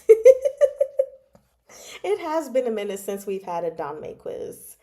Yeah. I think if we did have another Danme quiz, I would probably restrict it to the Danme of this year. Like, I don't think I would do all the Danme that's been read on my channel. I would just restrict it to this year. And then, I don't know, maybe for certain occasions, it would be all the Danme that I've read, but I would try to keep it less difficult by at least having it in this year. So obviously, we're not doing a Danme quiz anytime soon because all we have under our belts are QJJ and this, and it's not all the way under our belt. You said OMG, OMG, quote, guess which book is from? I would love it. Yeah, I got you. I got you. Poison Master thinks he's joking is the worst part, right? Because as soon as he said that, I was like, yeah, you're just putting your heart out there, sir. Thank you. I don't think you realize that you've put your heart out there, but you did. So I see you, my guy. You said you have a large family and you definitely lose count. Everyone is just cousin, auntie, or uncle, and then their name, no specific number. Honestly, I don't even know what these numbers are anyway. Like, who is counting who's who? I don't think that's ever been a thing in my family. Just, I mean, I didn't really have that much interaction with my family to begin with, but like, why are we second, first, second, third? This isn't a competition. Why are we numbering them? Just like your name. That's all we need. Like, and names are already difficult enough. So I'm not counting anybody. You said you were bad at it, but you love the game. Watch me have the quiz and you just start naming all the wrong Dame. But maybe you'll remember this one. Maybe you'll at least remember the one about nothing is too difficult if you just give up. I choose to give up. I feel like you would remember that one. China probably has very specific title for each. Yeah. Yeah. I know for sure there's titles for like, okay, this is your aunt. This is your aunt on your dad's side. This is the aunt on your mom's side. This is your step aunt. This is your dad's brother's wife. That's your aunt. So we got just like way too many names. It's like, hold up, hold up, hold up. Hold up. Why can't it just be like English where we just say auntie? Auntie, if you're on the dad's side, if you're on the mom's side, if you're the dad's brother's wife, you're all just auntie. Aunt, TT, just all the same, right? Grandma's on mother's side, fifth son's daughters. Wait, grandma's on mother's side, fifth son's daughter. That doesn't even make sense. mm, mm. I love it though. That's hilarious. Marie said, I'm skipping. I do not have enough life left, so I will not marry into China. So, oh gosh.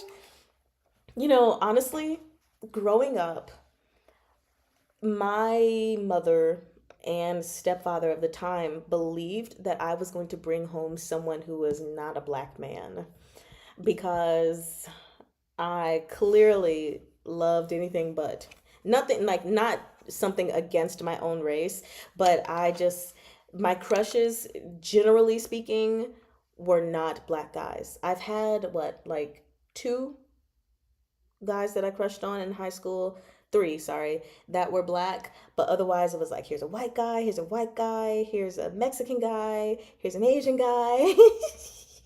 And so they thought I was gonna bring home a Hispanic guy or, a Chinese guy. Somehow my husband slipped through the cracks. Oh, you guys are doing landscape work. Good. Um, And I still married, I guess, within my race. So I was like, I'm surprised too. I thought I was, gonna bring home. Oh, also, did I say a white guy? Yeah, I thought I was gonna bring home a white guy or a Hispanic guy. Ba-da-ba-da-ba-doo. Y'all have lots of titles for family members in Urdu. Oh man, my type is fictional, so you know, if we lived in a fictional world, I think my husband would probably be the perfect male lead. I think so. Our story is not a movie or a TV show, although I guess it could be made into one. It would probably be very interesting. But yeah, I would say that he was slash is an excellent male lead with me as the protagonist and all my craziness. So he's not fictional. He's real, but I think if he was a fictional character, he'd be pretty good. He'd be pretty solid. You have one side of five, one side of nine. So Chinese numerical specifics would probably help keep track of all of my family. Whew. Who can measure up to Xiao Chuye?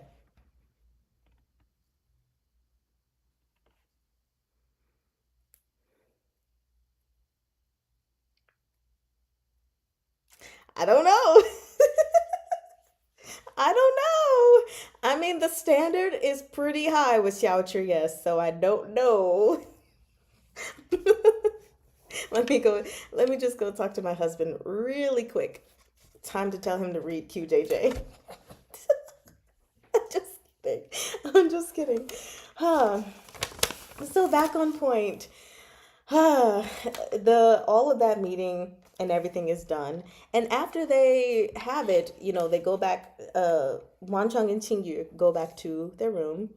And Wan Cheng is like, I was being very greasy, wasn't I? And I ain't gonna lie, I was like, greasy? The hell is greasy?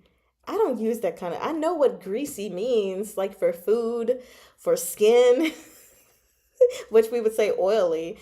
But I was like, what do you mean by greasy? I've never heard anyone describe a person as greasy. But anyway, it's a person, it can be several things. Someone being overly smooth, someone thinks they being slick, which is what we would say. So slick, greasy makes sense. Or they could be untrustworthy. But yeah, I was just like, I got the context, but what in the world? Why are we using greasy? Where I'm from, we say slick. You being slick is what we say. Maybe it's also British slang then. Let's see. You said that definitely modern speech there. Yes. So I did highlight it because I was like, okay, this is definitely not something from this time. Because it even says, Lin Tingyu hadn't known what it meant to be greasy, as Luan Chung said sometimes. So I highlighted it. Is greasy British slang? Greasy is used in British slang, specifically within multicultural London English and urban context, to describe someone who is badly or poorly dressed. It can also describe smarmy, oily, or unctuous behavior. There we have it. British indeed. Was it you? Who was it earlier? Neko Neko that said they thought this was habita babita British. Well, there we have it. So the translator probably was British for this series. Who knows? See, our translator is. I would have thought that it would have said translated by in front, because I thought previous series I've read have who it was translated by. Written by Bika B, cover by da da da, black and white illustration. Okay, translation done by Mimi Huayu and Eli. I'm not going to look those people up. But there we go. Translated by 3 different people.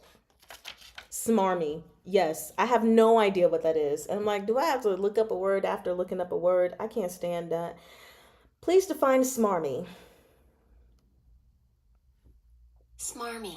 Smarmy. Ingratiating and wheedling in a way that is perceived as insincere or excessive. Ah. So, with that context in mind, probably definitely referring to when he said, even if I do have desires, I've devoted them all to Qingyu. Qingyu holds all my love and desire. So he was backtracking, essentially, calling himself greasy, when he was really speaking the truth about how he feels. We all know that, don't we? Slimy. Like giving you the ick. Greasy is more negative than slick. I mean, it can be. I think there's more context per se, but it can definitely be used as in just as bad of a situation though. Uh, but for like translating it from British English to American English, slick is the only word that I can think of um, at this moment. For slang, that is, not for regular textbook dictionary words. Uh, I'm trying to think of a word. I can only think of an expression. Because, like, an expression that we have is talking out the side of your neck, which it would be speaking insincerely. Like, talking out the side of your neck. I can't think of a singular word right now. It's the same in the fan translation. So it's a Wanchang thing. Slimy, smarmy. Yeah.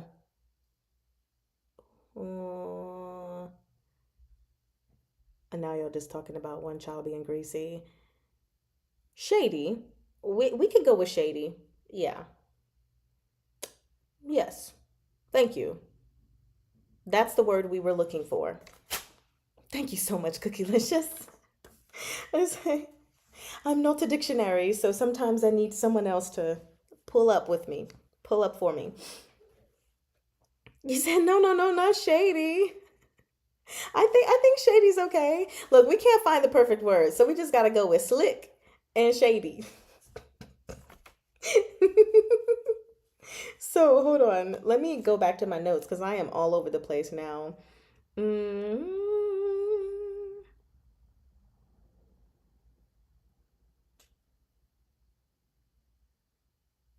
we just not gonna figure it out.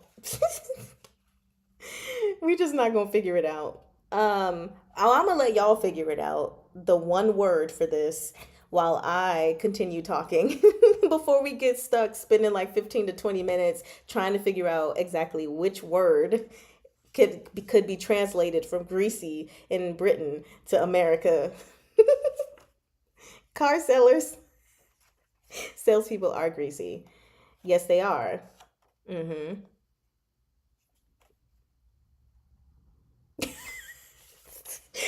Now I got Cookielicious crying, except Shady, okay? Because now he's crying. Oh my gosh. Hold on. I'm gonna see. Hmm.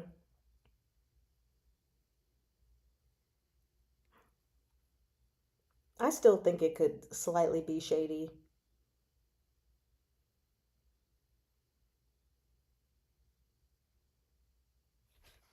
But I'm gonna leave it alone. Okay. So, where was I? Whole family wants to see. Oh, we move to the next scene. But I say after he confessed, all my love and desire goes to Qing Yu. I was like, huh. I feel like Qing Yu's mischief backfired on him because he wasn't expecting that, and he almost choked on his tea. So then we go to the next scene. And this is where we have a picture, which I will show y'all in just a moment. So we have, they are, it's late that night. Wan Chong and Qing Yu are sitting beneath the full moon with each other. And Wan Chong wishes that they could escape to the Lean residence. He's like, let's go where your family is because they're much nicer over there, you know? And then Qingyu asks how he recognized Lu Bai Shuo. And Wan Cheng says he guessed he was close to him and that they must go way back. And let me go to the exact page because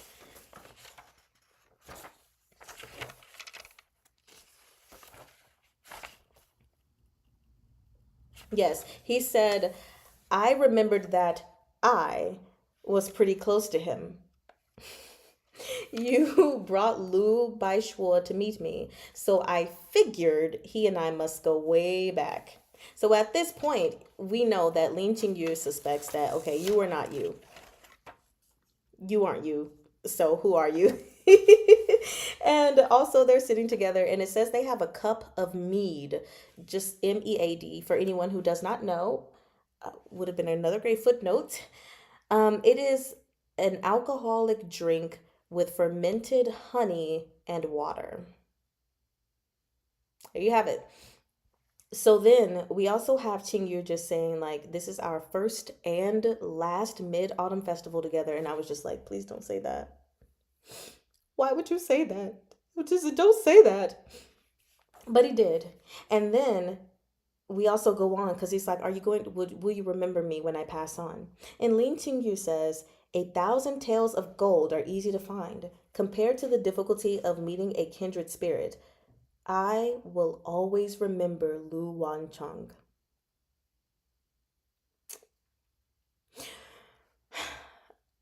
I know that was said in like a friendly manner in this moment, but that was so romantic. It was so romantic. I was like, okay, great, lovely. And then we have it to where he decides, Wan Chung decides, okay, I'm gonna actually go ahead and say my name to you. I do have another name. So then he makes a joke first, which I'm upset about because that took away from his time to tell his real name. And he says, I'm Ju Da Zhuang, which Da is big, Zhuang is strong. So then he goes and he's like, okay, let me be serious. Let me be serious. My real name is Jiang. Oh, that's young master, young lord. Someone's here from the palace.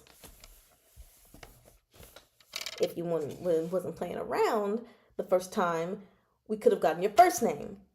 But at least we know that your surname is Jiang. Here's the art. That moon really is so full. Beautiful scene. Ah!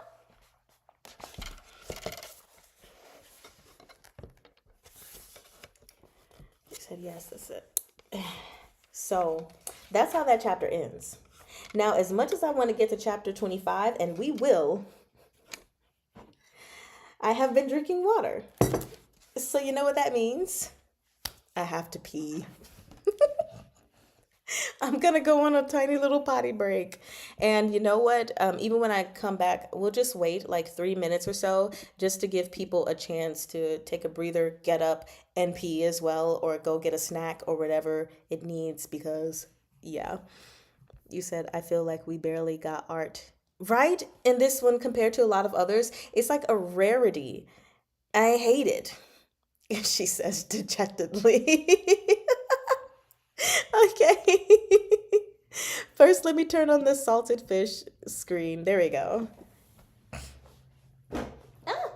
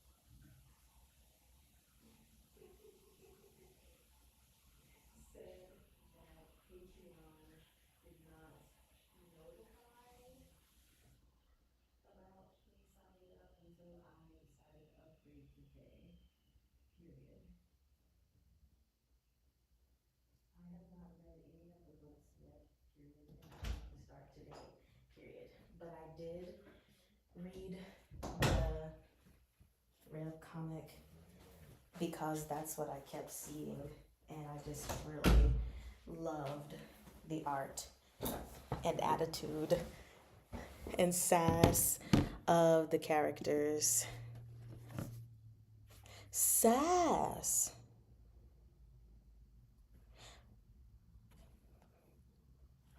Okay.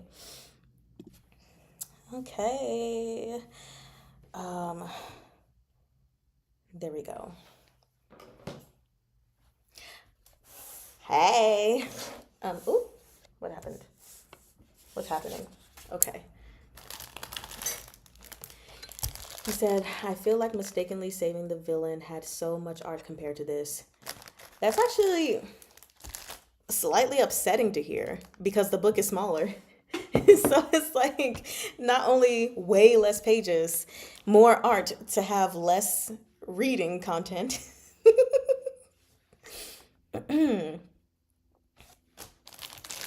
Well, up to community to flood more art. Yes.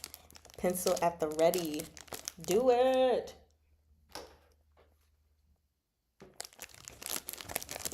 How was it?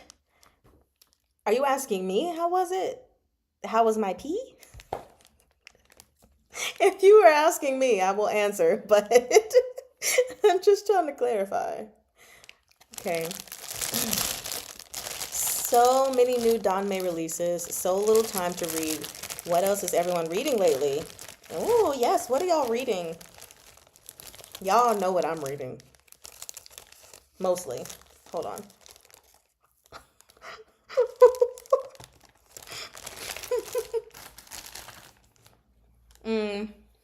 So,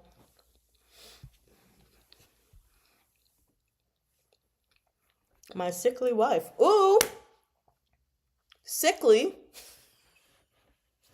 It's so crazy. Who would have thought that I would find like sickly to be my thing? I'm like, oh, he's sick? He's been weakened? That's very attractive.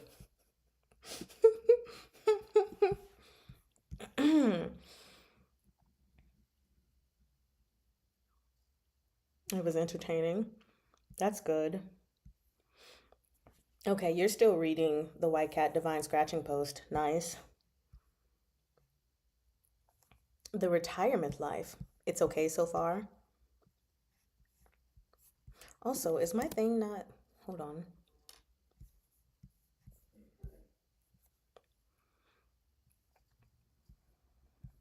Solid work. Be careful of roofs, everyone. Oh, you were on volume 7 of Case File. Ooh, I actually went ahead and decided to stop reading that one.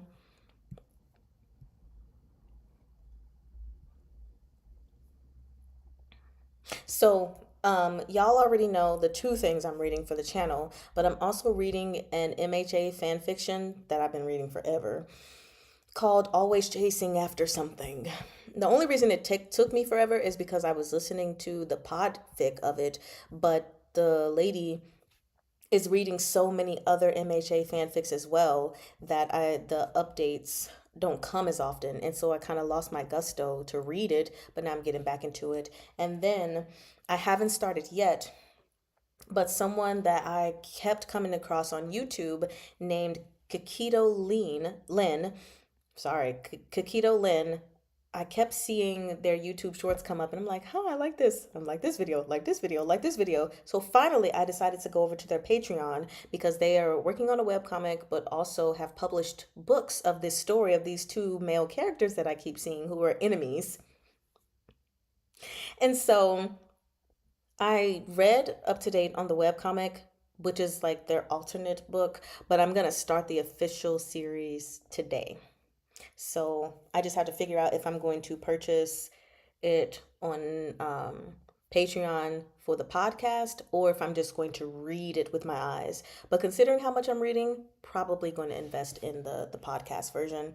So that is what I am up to.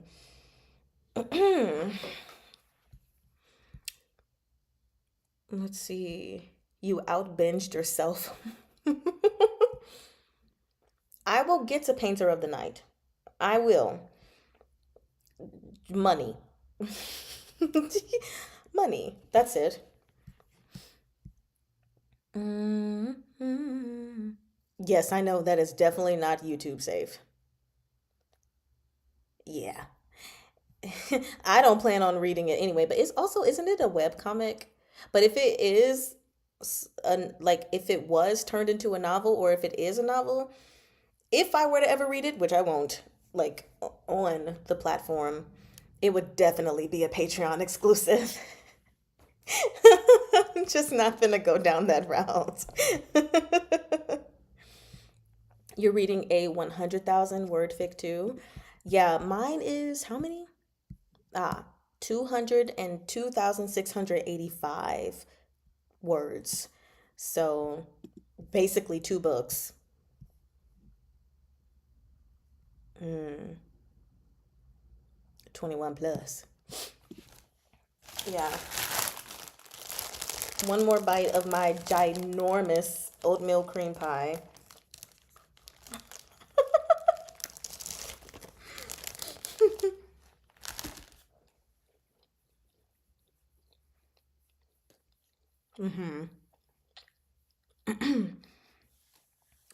I got all the information from NFS about Painter in the Night, so I know what to expect.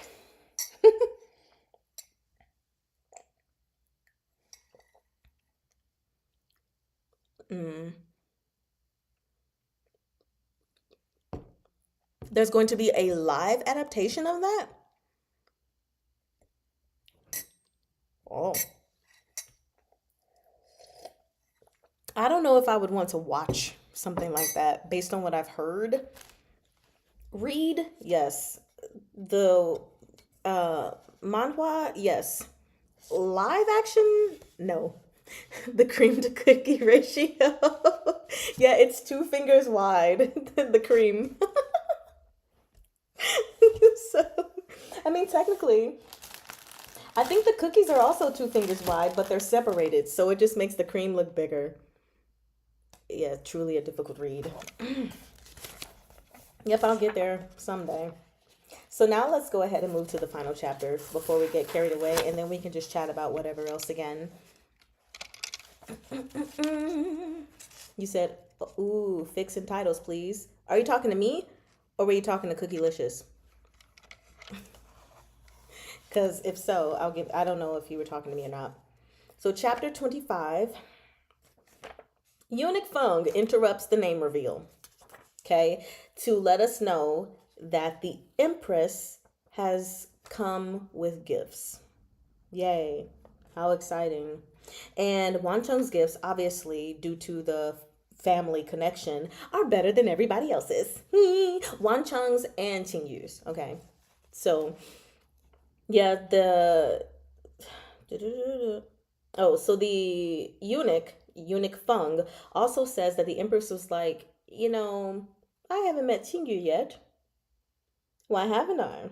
Essentially. So then the Marquess is looking at Lady Liang like, do your job, play your role. But she's over there like, so he's like, okay, I've been mandated to visit the palace. Next time, I will make sure that my family is brought with me on the visit. Lady Liang's gonna take care of it. Right. So, Little Miss Zombie is not doing her job clearly and frustrating the Marquis more and more. Oh, everyone? My fanfic. One second.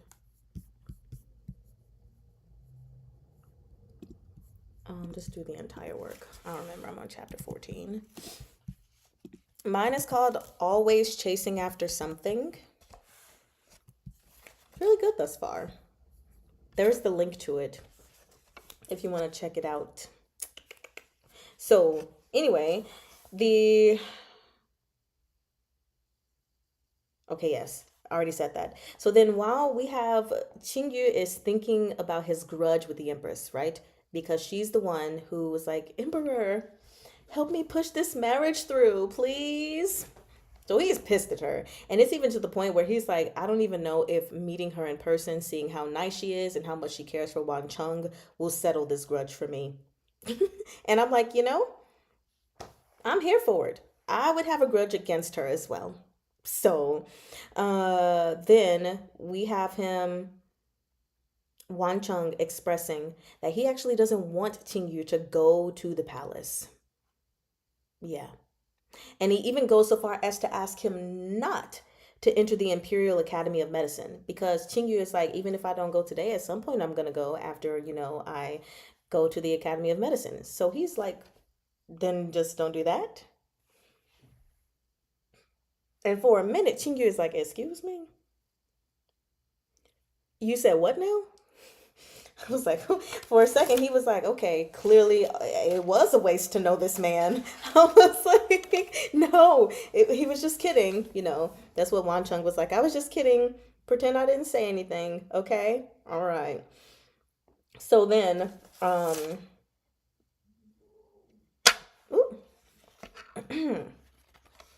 yeah. So on page 287, we have, did I skip something? Hold on. A new scene.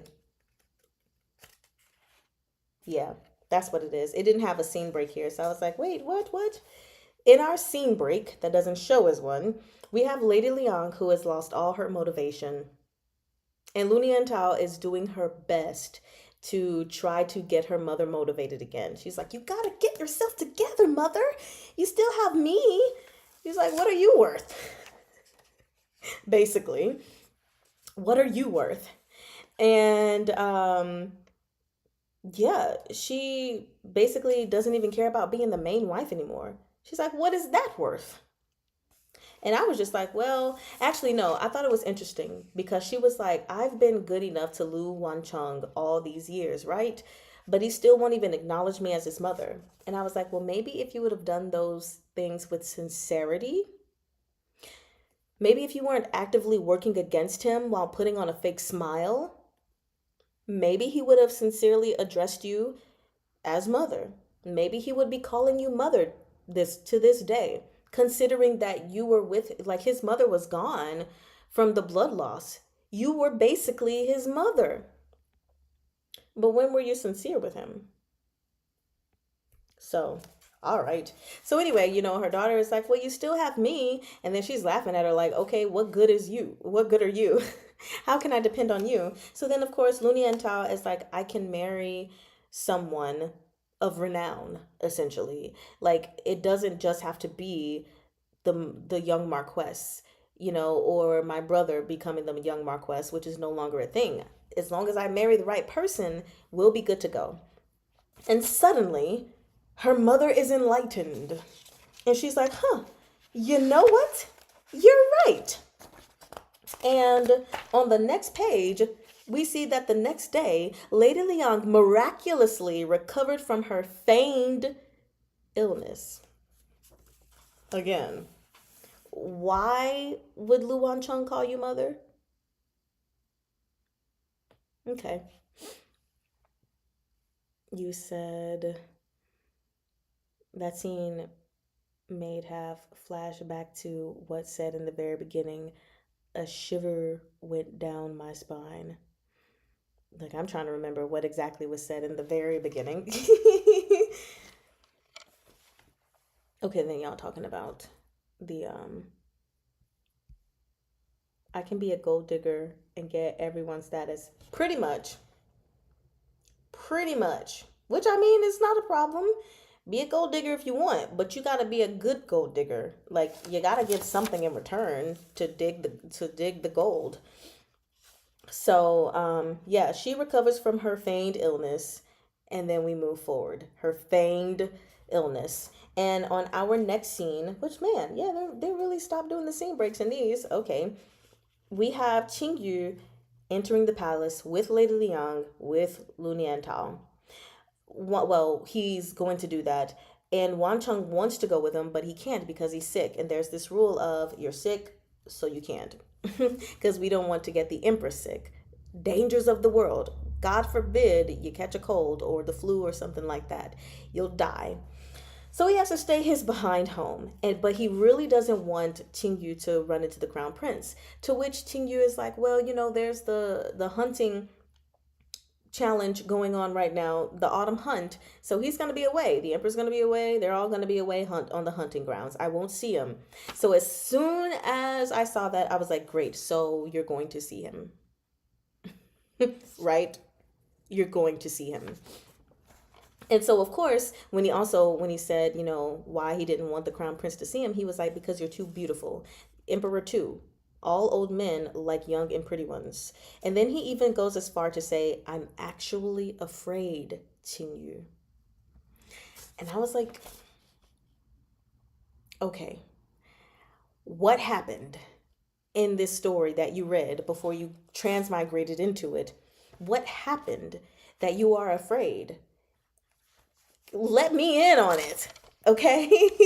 So I can protect Qingyu as well. I'm like, oh my God. So that got my feathers a little ruffled because I was like, you're afraid? Like, it's one thing to just, like, what does he do?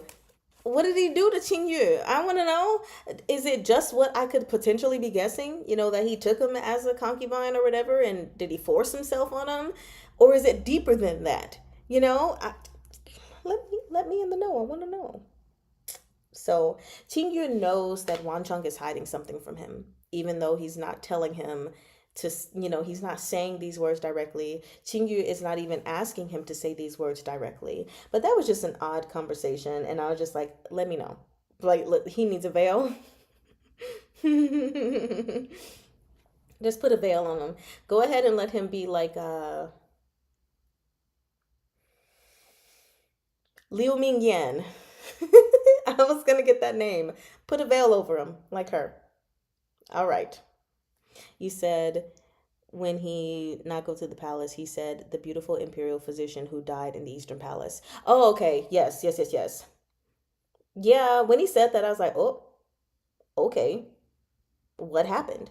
I guess I kind of forgot about that, but I thought you were referring to something else. So yeah. Um, he needs Joe's the Jew's face mask. Exactly. Whose palace is the eastern one? The consort, I believe. That was Consort Chu. No, not Chu. What was the consort name? Noble. Oh, yeah, no. Noble Consort Chu. I mean, that's probably what actually happened in the book. So, yeah, dude's scared. I just want to know exactly what happened because it's clearly more than just. Let's not speculate. I'm not going to speculate. I'm going to just keep going.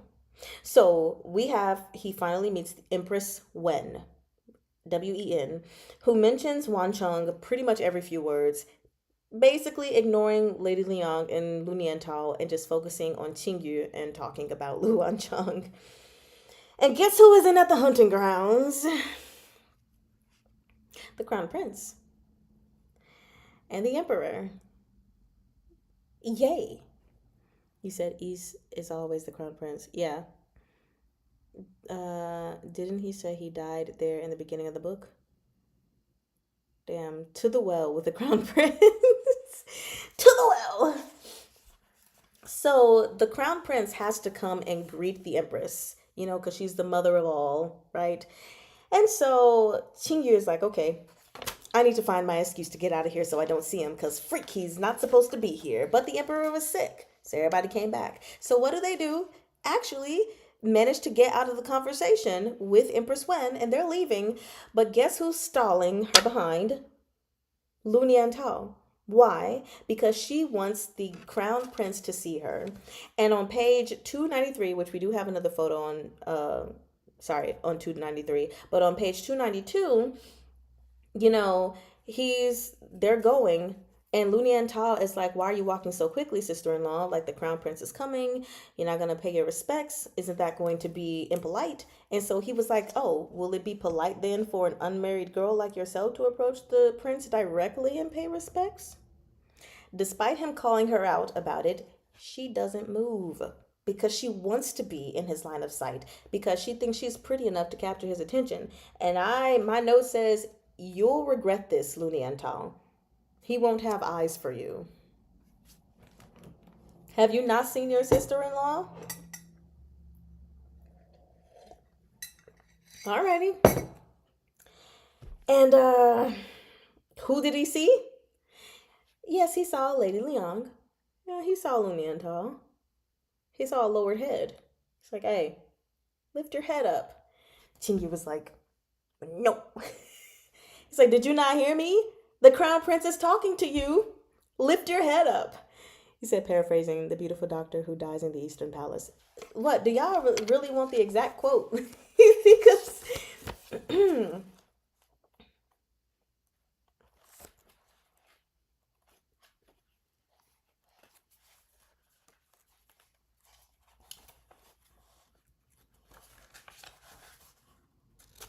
and I believe it was on an even numbered page.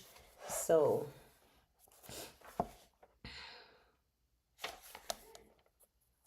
and halfway down the page or something like that.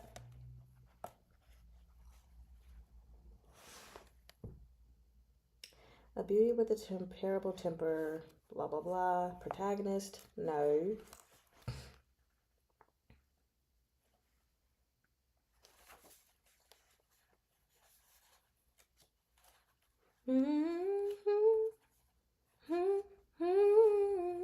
Ah, yes. The beautiful imperial physician who died in the Eastern Palace. All right, there we go. Oh, y'all are telling me. Okay, so now we move forward. That's basically when they were like first introduced. But yeah, who does he see?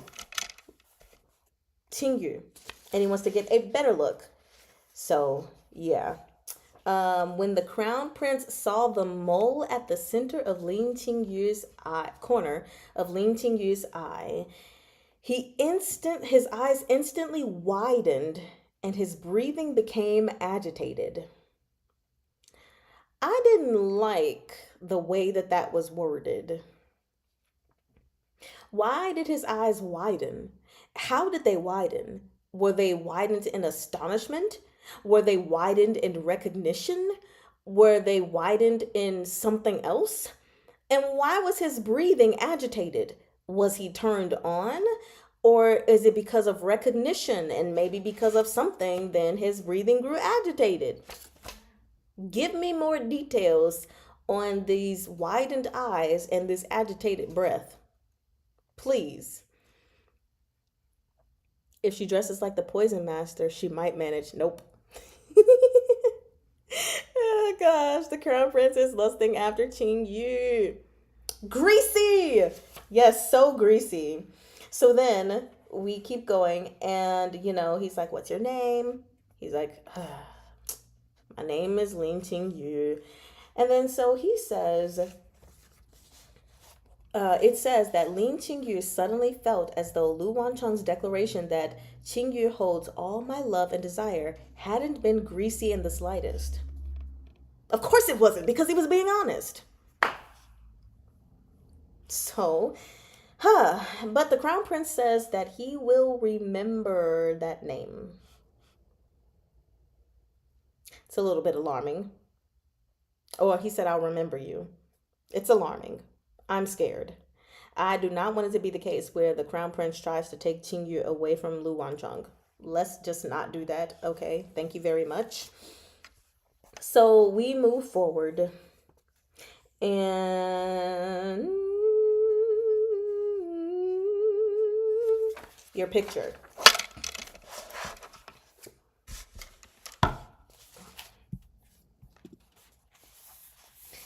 And I don't like the fact that he's handsome. And he's got his eyeliner on, looking all gothy or whatever. Maybe that's not the word I was looking for. But the crown prince isn't half bad. Can you at least make one character not look that good? But he's handsome. How lovely. Anyway, it said that he's extremely handsome, beautiful even. I don't care. So now I can move forward. I just almost forgot to show y'all that picture. So then, of course, he gets back home, and Wan Chung is like, "You're back at home a little early," and he was like, "Yeah, I saw him." Let me just go ahead and tell you everything that happened. And so Wan Chung was like, "Was he being greasy?" He's like, "A bit." He was.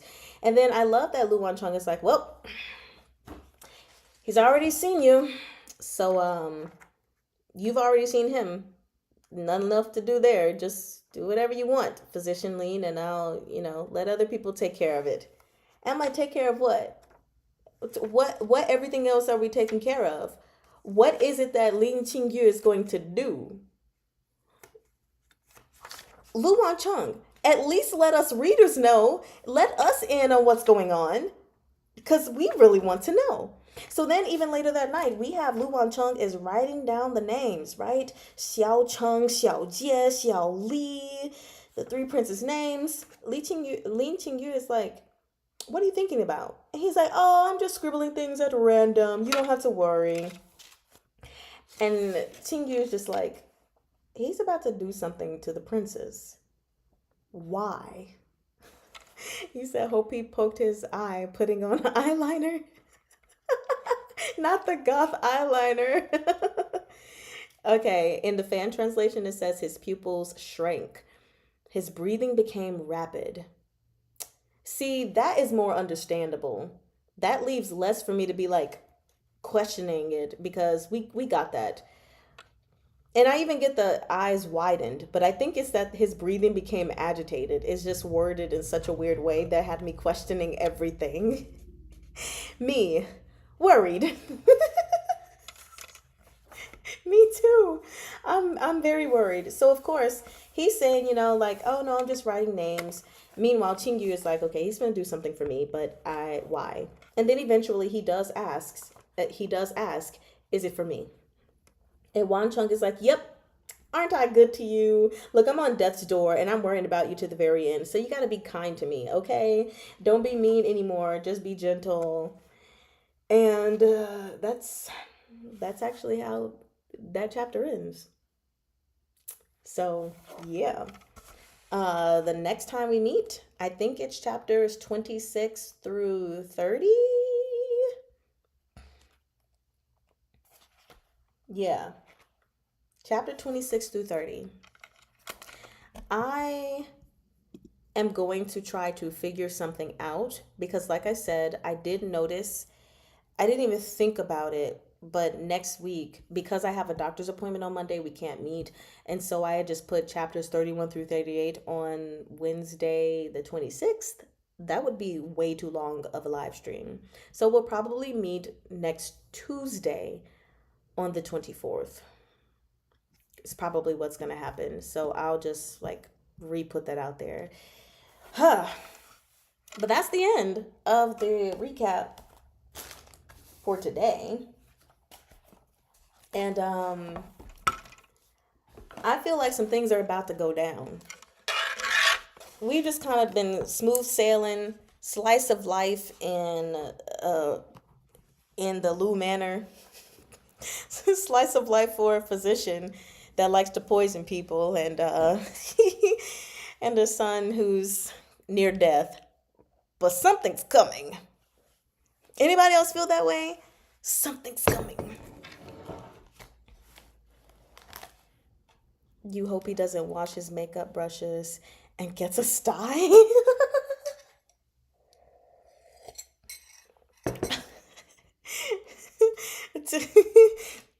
Let's just go ahead and throw him to the well. Poor guy. Don't worry means extra worry is warranted. Don't ever tell, look, don't ever tell me don't worry in Donmei. Because I'm going to worry. Okay? So Wan Chung, don't, I know you weren't talking to us, but don't tell us don't worry. Because now the worrying is going to be magnified, right? And it's time for another bite. Yeah.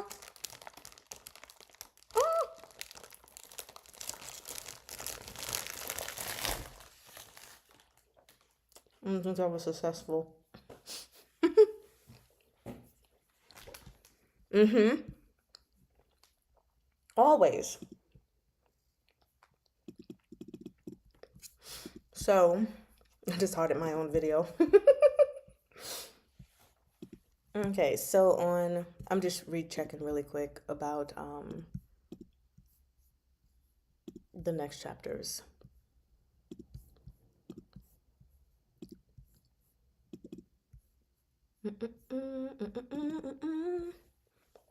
Okay, yeah, 26 through 30 are the next chapters we'll be discussing.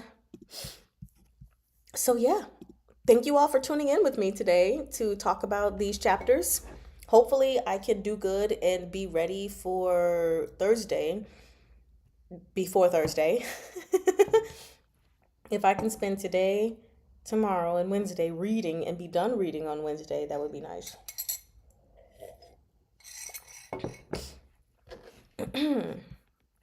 But anyway, y'all have any questions or stuff y'all want to chat about? Because if not, then I guess we'll just sign out. You're sleepy now. Yeah, you need to go to sleep because it should be what, 2 in the morning for you now? Yeah, El Sleepo, as my husband says. I'm like, El Sleepo. See you all tomorrow. Yes, see y'all tomorrow to celebrate Chinese New Year. Mm-mm-mm-mm. Have a great night, Cookielicious. Sweet dreams. And dream about Wancheng in perfect health. I didn't even eat that. You have to get back to QJJ. We will be there for you in Discord.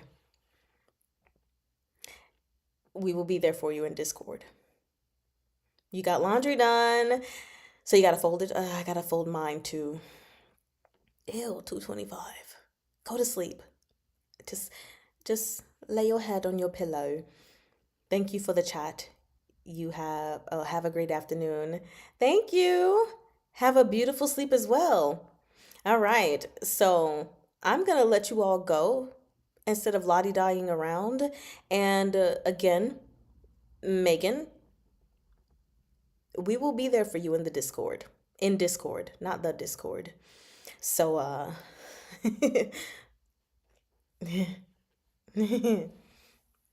you'll probably be there screaming about it. I'm anticipating your screams. I'm anticipating them. So let them out. You can even do a voice chat and let out your scream. That's totally fine. I will listen to it.